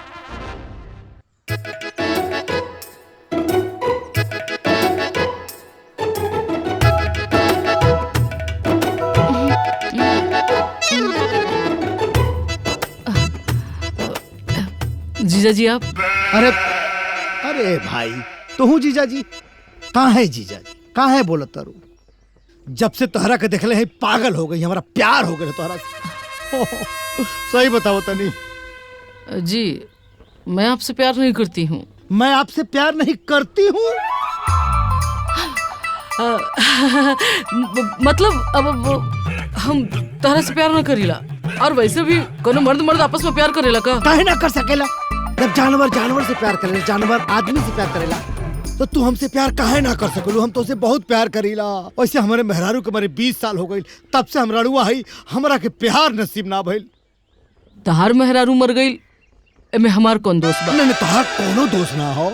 तू इतना चिकड़ा बड़ो, भगवान कसम हम इतना चिकड़ा सरदार जीवन में कबो ना देख ले रहनी। जीजा जी आई लव यू बोल दो। आइंदा से हमरा से ऐसा बात कबो मत करिया। है काहे? है कर जा, है कर जा, है करे जा, कहाँ जात बाड़ू करे जा निकार के। है कर जा, कहाँ जा बाड़ू हो?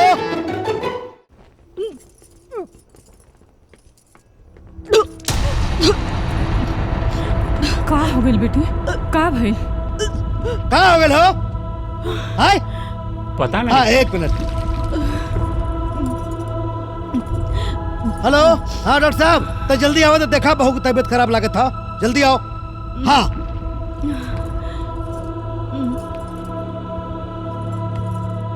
हार्ट बीट तो सब सही है, थोड़ा बीपी डाउन है।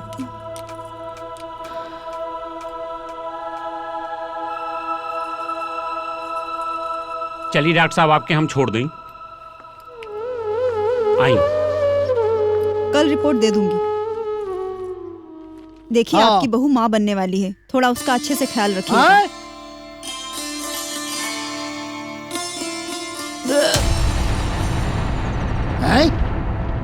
का भाई? का भाई सरदार जी के का हो गए हो? हैं? अरे दे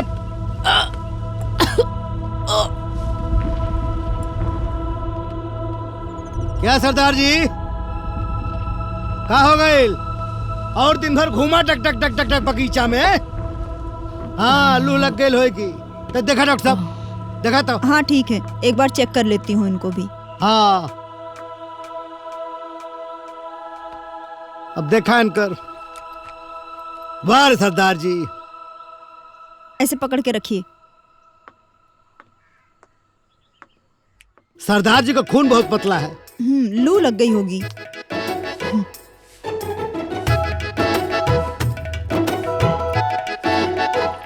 मुबारक हो सरदार जी, प्रेग्नेंट हैं। सरदार जी प्रेग्नेंट है? सरदार जी माँ बनने वाले हैं? हाँ? कौन माँ बनने वाला है?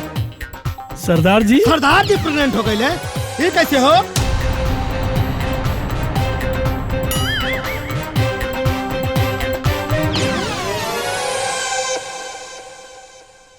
तू का बैठ गई घाप से? हे भगवान, कवन लीला बा। अर्जुन का हवे ई?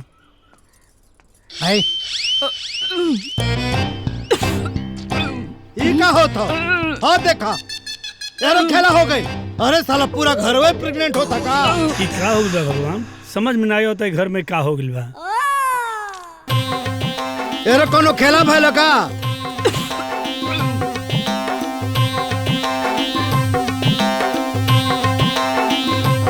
हाँ लगाओ लगाओ ना, खून निकाला। बैठिए। अरे बाप रे।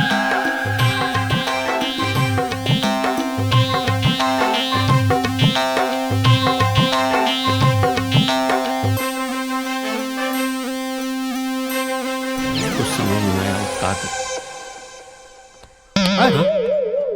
का हो तो? का हो तो? अरे ई कौन अजूबा भइल कि नींबू से बढ़ के खरबूजा भाई भाई काई। अब हमें क्या मालूम बा, कलयुग है, कुछ हो सकेला। कलयुग में कैसे हो सकेला? सारा पूरा मीडिया का पता चल गई, पत्रकार रही है, पूरा गांव वाले से पूछे, गांव जवाब में बेइज्जती हुई, होकर का? होकर जवाब तू दिया, हम कहाँ जाने? हम तो जाता है। सारे जब कुल सारे ही के चाल हो, यह है कुल गुड़ का कूड़ा ही है हो। बड़ाई बेइज्जती तो हर बेटवा। सरदार कैसे प्रेग्नेंट हो गई? नमस्कार, आप देख रहे हैं पीजी न्यूज। मैं प्रवीण आप सभी का बहुत बहुत स्वागत करता हूं। आज की एक ऐसी ब्रेकिंग न्यूज जिसे सुनने के बाद आप हड़बड़ा जाएंगे। साहब, एगो गांव में एगो सरदार प्रेग्नेंट हो गए हैं। आइए सीधा जानने की कोशिश करते हैं। चाचा जी, आपके परिवार में एगो सरदार जी की एंट्री हुई है और वो प्रेग्नेंट हो गए हैं। पूरे टीवी चैनलों पर ब्रेकिंग चल रही है, क्या कुछ कहिएगा? का हम कभी है कहिए जो उनका है, क्या कहेंगे आप साहब? हमारा देश तो चमत्कारों का देश है, कुछ भी हो सकता है। अच्छा? लेकिन अब सरदार प्रेग्नेंट कैसे हुई, भगवान की महिमा है। सरदार हुई जी कि हुआ? हुआ सरदार प्रेग्नेंट हुआ। बाकी हमारे जीजा जी बताएंगे। बस हो गया, बहुत हो गया, अब जाने दीजिए, अब लोगों को जीने खाने दीजिए, अब देखते हैं क्या होता है। नमस्कार, चलिए। हाँ आइए आइए आइए। बतावा, सासू माँ के तो लूह मार देले होई। रिपोर्ट दिखाओ, बतावा कहाँ रिपोर्ट हो? शीला जी भी प्रेग्नेंट हैं। प्रेग्नेंट है जी। सासू माँ ई कहा? हे विधाता, का हो गए घर में? भूत ऊत घुसल का बाबूजी? हमके तो लागत तो हम खून चेक करा लेवे के चाहिए भैया। अब तो जो सिचुएशन पर तू कराइए ऐसे न हो प्रेग्नेंट होई। अरे आप परेशान मत होइए। का खून? नहीं ऐसी कोई बात नहीं है, आप प्रेग्नेंट नहीं होंगे। नहीं ना, भाग साला पागल कहीं का।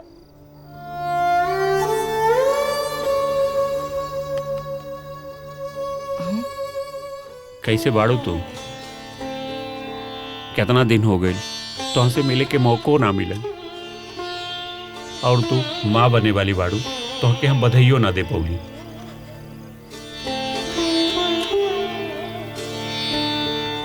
अर्जुन, हमरा के ना बहुत घबराहट हो रहा बा। हमरा के बहुत अकेलापन सा महसूस हो रहा बा। अब से अकेलापन महसूस ना हो। हम सच कहता नहीं। तो यहाँ कैसे? हाँ, हम बहुत दिन से अलग अलग ब्रा देखत रहने, और इहो बात पूछे खातिर हम यहाँ आई नहीं। लेकिन सब कुछ पूछे के पहले ही मालूम पड़ गई। देखा काजल, हमरा के तू माफ कर दिया, लेकिन ये बात केहू से मत कहिया। हम केहू से कही या ना कही, लेकिन एक दिन सब केहू जान जाए। जब सब जानी तब जानी, लेकिन प्लीज रहुआ अभी केहू के मत कही ना। ठीक बा, हम केहू से ना कहब, लेकिन अभी यहाँ से चली, नहीं तो केहू आ जाए। आई।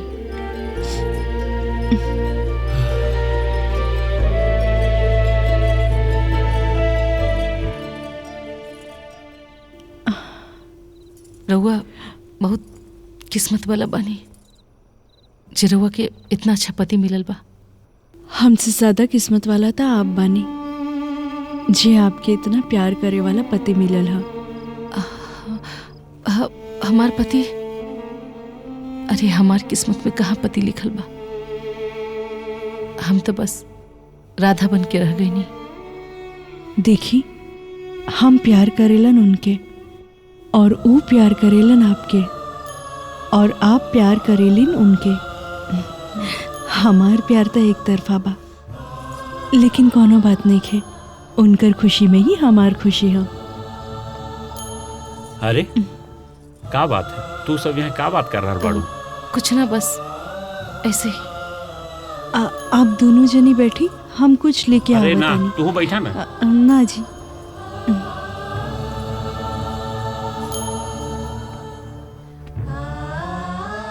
एक बात कही का?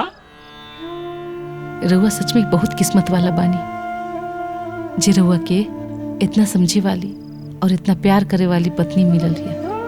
ये बात तो सही कहता हूँ, सही में हम बहुत किस्मत वाला हैं। तोहरे जैसन हमके सुंदर पत्नी मिलल। पत्नी? हाँ। अरे हम कैसे पत्नी हो सकीले? हमरा तो शादी भी ना भइल तारा से। शादी हम करवा देब। इनके हम आपके पति बना देब। का दिमाग खराब बा का रउआ के? ई नामुमकिन बा। दुनिया में नामुमकिन जैसन कुछ ना बा, बस हिम्मत करे के चाहिए। लेकिन दुनिया समाज का कही? उससे का फर्क पड़ेला? ई दुनिया में कितना मर्द लोग चोरी छुपके 2-2, 3-3 गो मेहरारू रख ले बाड़े, ओकर दुनिया का कर लेता। पहले के राजा महाराजा बहुत सारी पत्नी रखत रहलन।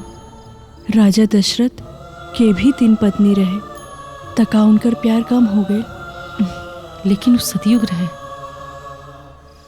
और एक कलयुग। हम ही कलयुग के सतयुग में बदल देब। जब हमके तोहरा प्यार से कोनो परेशानी नहीं खी, तो दुनिया की का परेशानी हुई। बस हम चाहतानी कि हमार पति खुश रहे, और इनकर खुशी में ही हमार खुशी बा।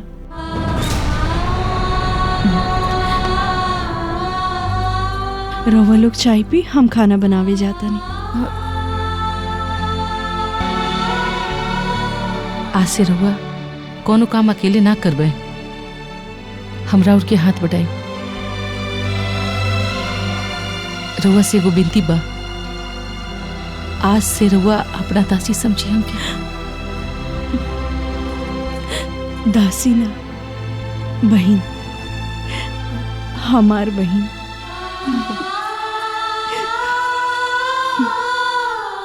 तो हर जो रिपोर्टिया रहे ना सासू माँ, वो गलत रहे। वो कहू और शीला के नाम की प्रेगनेंसी का रिपोर्ट रहे।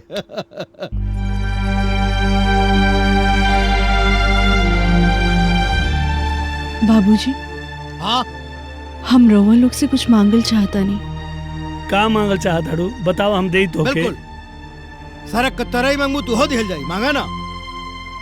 पहले वचन दी सब हमरा के। ऐसन का मांगत हो बेटी, बतावा। हम वचन देता नहीं, जौन मंगबू ऊ तोहे दे। हाँ हाँ, प्राण जाए पर वचन न जाई, वचन हो। हम इनकर शादी करावे के चाहता नहीं। ओ हमसे करा दे शादी चौकीदार जी। ओ बल्ले बल्ले बल्ले बल्ले। ये हमेशा अपने जुगाड़ में रोवा रहे। से ना, आपन पति से। का अर्जुन? ई का कहत हूँ? भला आदमी आदमी से बियाह होला का? हाँ।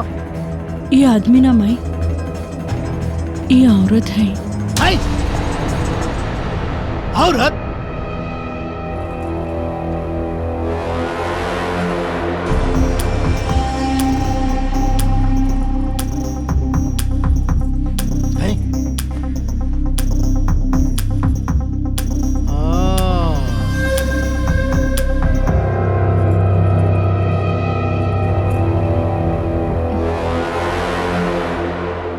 तब तो हम कहानी कि लालाई सरदार प्रेग्नेंट कैसे हो गया। सब तही कैले है।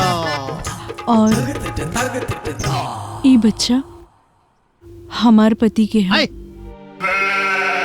वरिया का देखता रे? अर्जुन ई का कैला? बाबूजी, ई जवन भी कैलन सही कैलन, और ई सही तब हुई जब इनकर शादी इनसे हुई। ऐसा ना हो सकला। और तू अपना जिंदगी बर्बाद कर चाहता रू? जिंदगी बर्बाद ना माई, हम तो अपन जिंदगी बनावत है। तू अपन जिंदगी ना एकर जिंदगी बनावत क्या रू? ना माई, तू ही तो कहत रहलू है ना कि तोहर पति की खुशी में ही तोहर खुशी है। तोहर पति के चरणों में ही तोहर स्वर्ग है। तो आज कहल बात पे अमल करे काहे ना देवल चाहता रू माई? अब रवा सब अपन वचन पूरा करी। लेकिन बेटी ई काम तो असंभव बा। ई तो नहीं हो पाई। हाँ बिल्कुल ना, एकदम ना। ई नहीं हुई।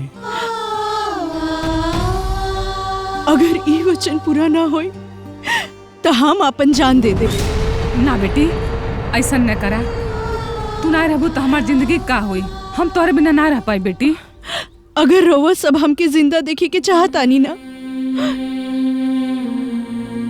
तो हमार पति की शादी इनकरा से करवा दी।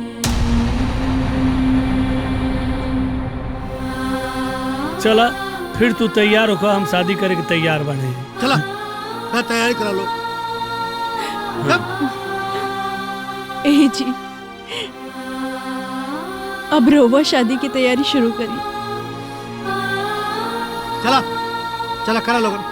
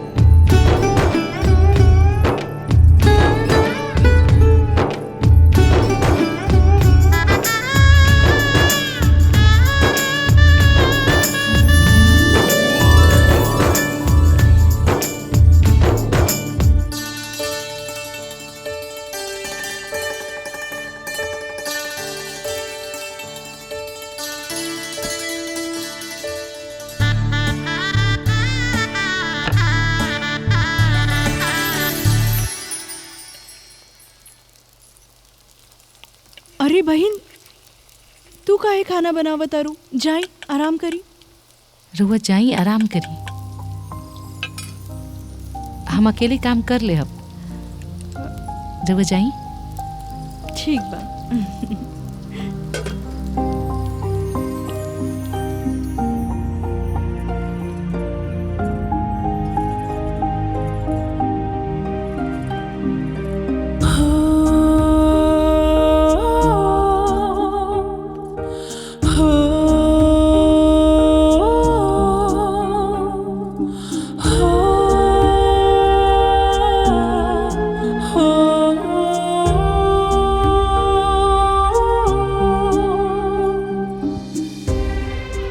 अच्छा बहन ई बतावा, अगर लड़का भइल त का नाम रखबू?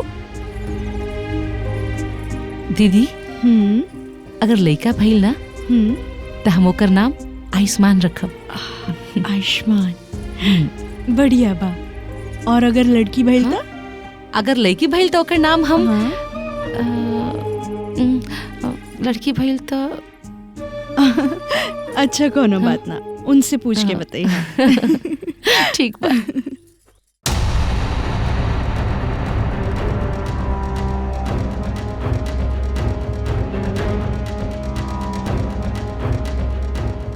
जीजा बहुत टाइम हो गया, अभी तक डॉक्टर साहब अइले नहीं।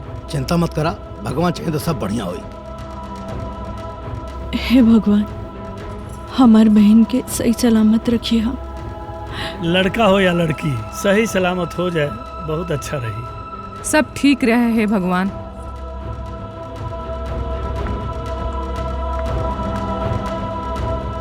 रुको जी। देखिए, अंजना का मामला बहुत सीरियस है। एक तो वो प्रेग्नेंट है, ऊपर से 7 महीना भी कंप्लीट नहीं हुआ है और दर्द भी बेतहाशा हो रहा है। हमें ऑपरेशन करना पड़ेगा। चलिए फॉर्मेलिटीज पूरा कर दीजिए। आइए।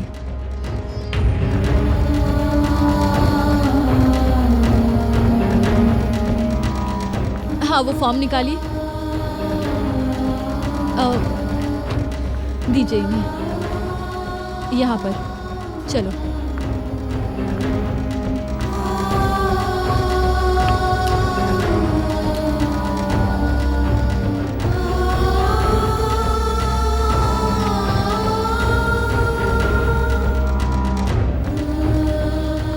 और हाँ, इंजेक्शन उसे थोड़ी देर बाद देना है।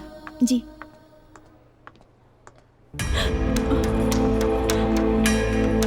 आप लोग एक बार जाकर मिल लीजिए। का भइल डॉक्टर साहब?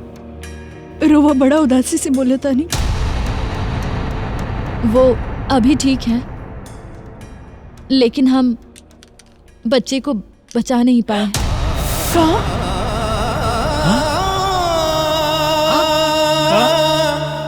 आप लोग जाकर मिल लीजिए। हाँ मत करता नहीं। शांत रहो बेटी। बाप रे बाप, हे भगवान।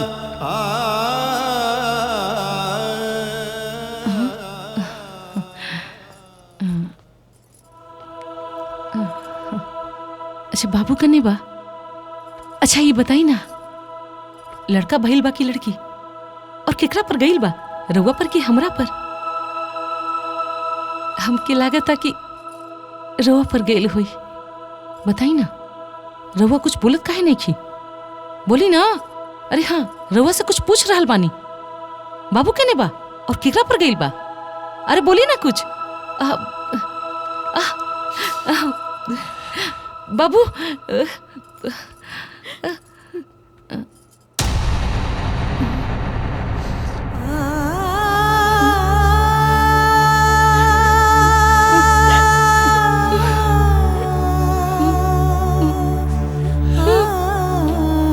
जी,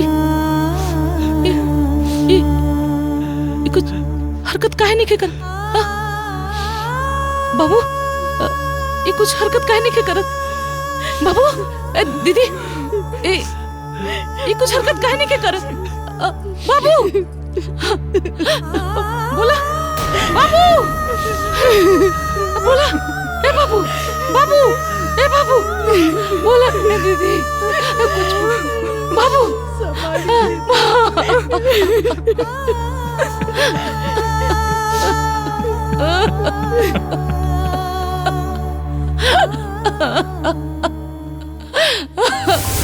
अगर लड़का भइल त का नाम रखबू?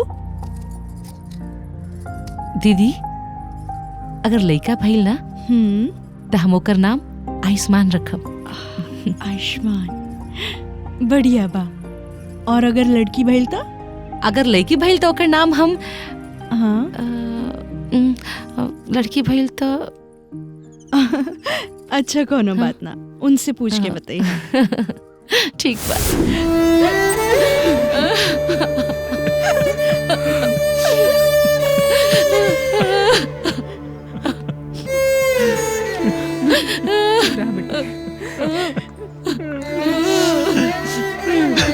देखिए आप खुद प्रेग्नेंट हैं और इस वक्त आपको अपनी देखभाल की जरूरत है।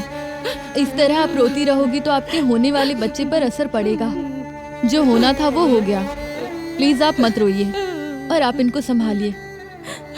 चलो चुप रहा बेटी, जौन हो एक रात हो गई, अपने आप के संभाला।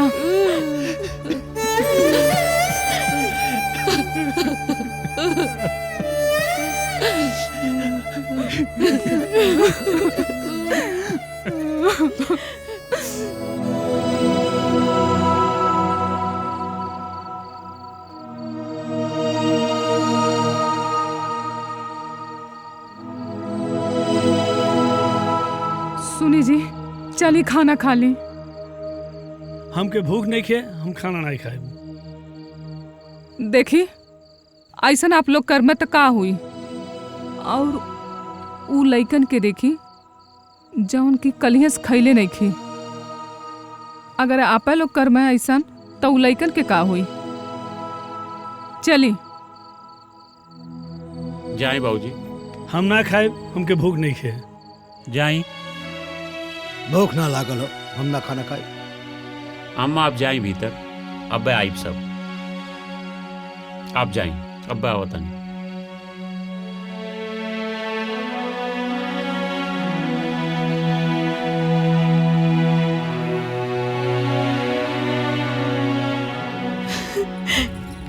चुप हो जा बहन। तोहार दुख हम समझत है। अपने आप के संभाला बहन।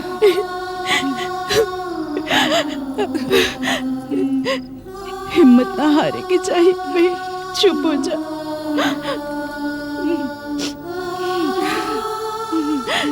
सब कुछ ठीक हो जाए।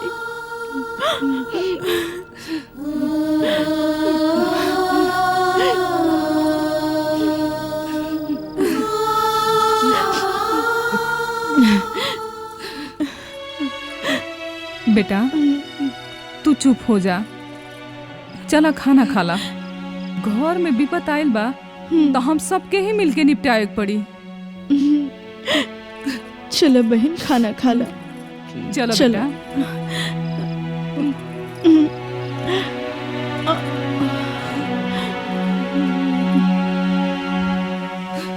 चला बेटा उठा।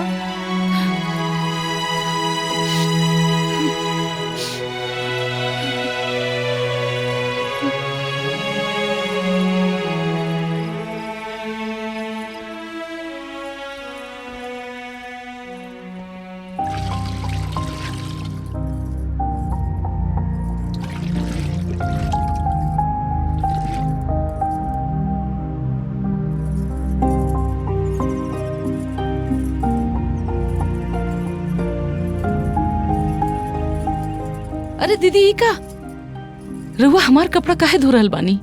तोहार कहा ई हमार कपड़ा हा, काहे से कि तू हमार हो ना। हम तो तहार हई, लेकिन ई रउआ के ई सब कपड़ा उपड़ा धोवे के कोई जरूरत नहीं थी। अरे छोड़ी, रउआ जाए आराम करी और उनकर ख्याल रखी। काहे से कि वो खुश रहिए तो हम खुश रहब। और वैसे भी डॉक्टर भी तो कहत रहलन ना कि प्रेगनेंसी में ज्यादा आराम ना करे के चाहिए। तो उनकर देखभाल करा, हम तो हार करब। अच्छा और और ध्यान के रखी। चली लाई हमरा के दी और रउआ आराम करी। दी हमरा के। अरे अरे बहन तू कल से धो दिया। और हाँ हम किचन में ना दूध गरम करके धैले बानी, जाके उनके दे आवा। ठीक बा? ठीक बा, लेकिन सिर्फ आज, काल से कोनो काम वाम ना। ठीक।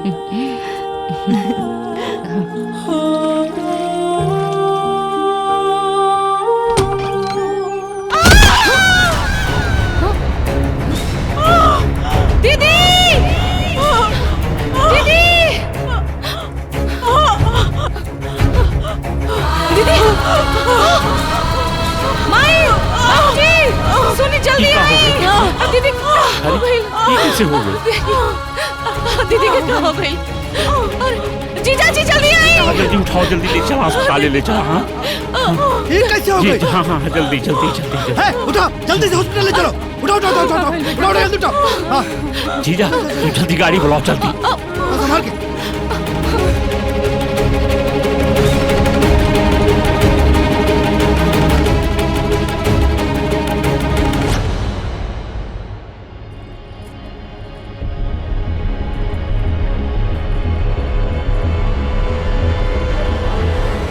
रिपोर्ट्स दिखा देना मुझे। हाँ मैम। उनके सर में बहुत चोट लगी है और खून भी काफी बह चुका है। डिलीवरी के लिए ऑपरेशन करनी होगी। चलिए आप लोग। हाँ। आप मेरे साथ आइए। हाँ, चलिए। चलो वो मैंने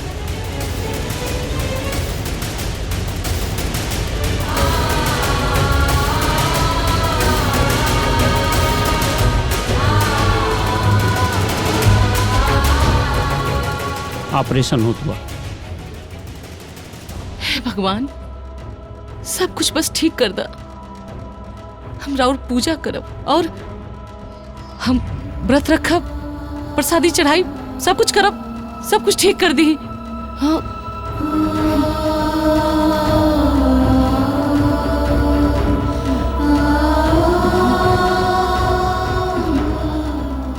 अरे तू परेशान न होगा, बैठा बैठा बैठा बैठ जा। हाँ बैठ जा, बैठ।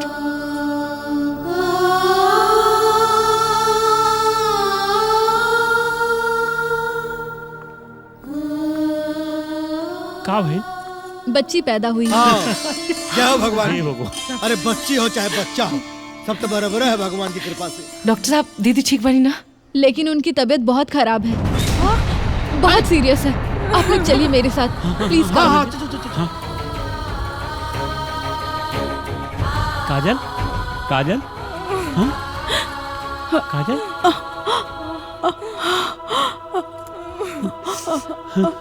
हमारा बच्चा। हम लेके आओ तनी। माया। हाँ बेटा तू रो मत बेटा, सब ठीक होई बेटा। बाबूजी।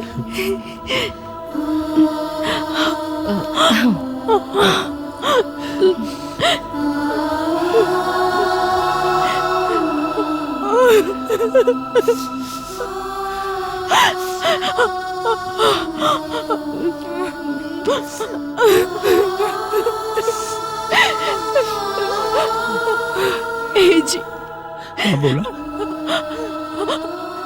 अगर हमरा से कौन भी गलती भइल बा तो अपन चरणों के दासी समझ के माफ कर दी। अरे यार तू कैसन बात कर रहा बाटू? तोहरा से कोनो गलती नहीं के भइल बा, तोहरा से कोनो गलती नहीं के भइल बा। तू कैसन बात कर रहा बाटू? हाँ हम भगवान से मनाए कि हर जन्म में हमार पति के रूप में रउआ के ही भेजी। अरे यार तोहरा के कुछ ना होई।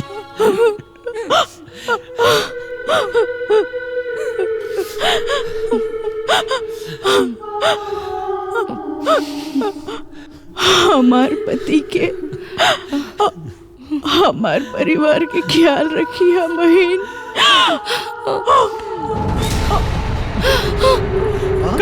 बेटी ये भगवानी का कह दे बेटी। तोहरा से कोनो गलती नहीं के भाई। तू पत्नी के साथ साथ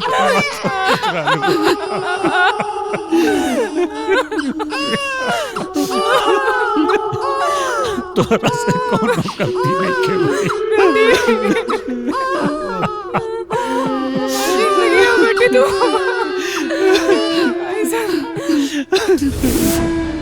चुप हो जा बहन, काहे से कि तू हमार हो ना। रहुआ जाए आराम करी और उनकर ख्याल रखी।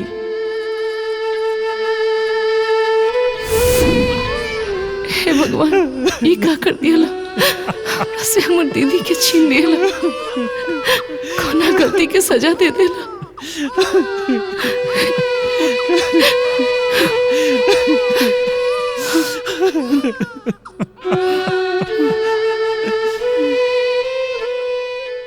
अबे हर कोनो ताक झाक भर तो पटक के मारा बता देता ही। हाँ ला जा चाय पिया। चाय ली। बर्तन धोए से कपड़ा धोए से छुट्टी मिला हम। हाँ चाय मिले तो पिए के, कपड़ा धो धो तुम्हारा हालत खराब हो गल रहे। ये लड़कियां कहाँ रोहत में बहुत हो? हाँ दी माई। हाय कोरा लेते चुप हो गई। हाय देखो काजल छोड़ के गई नहीं, उनकी आत्मा के कितना खुशी होत होई कि अंजना जैसन महतारी और संस्कारी बहू ये घर के मिलल हो। हाँ उनकी आत्मा के कोनो तकलीफ ना होई। लेकिन एक बात का डर हो कि अगर चाल के चक्कर में कहीं फिर से सरदार बन गई नहीं तो बहुत बुरा होई।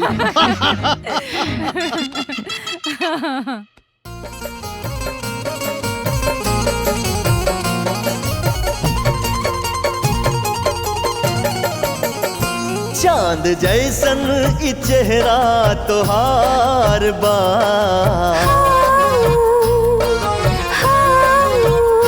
चांद जैसन ई चेहरा तोहार बाजे में अटकल गरीब दिल हमार बा। हाँ जे में अटकल गरीब दिल हमार बा। तोह पे सागरो चिन गया निसार बाजे में अटकल गरीब दिल हमार बा। हाँ जे में अटकल गरीब दिल हमार बा।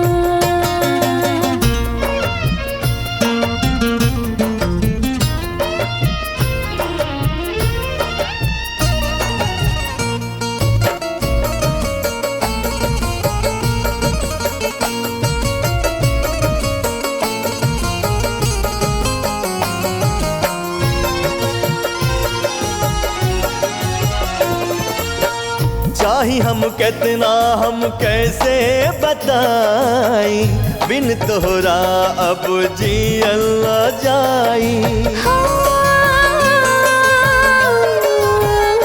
ओ चाही हम कितना हम कैसे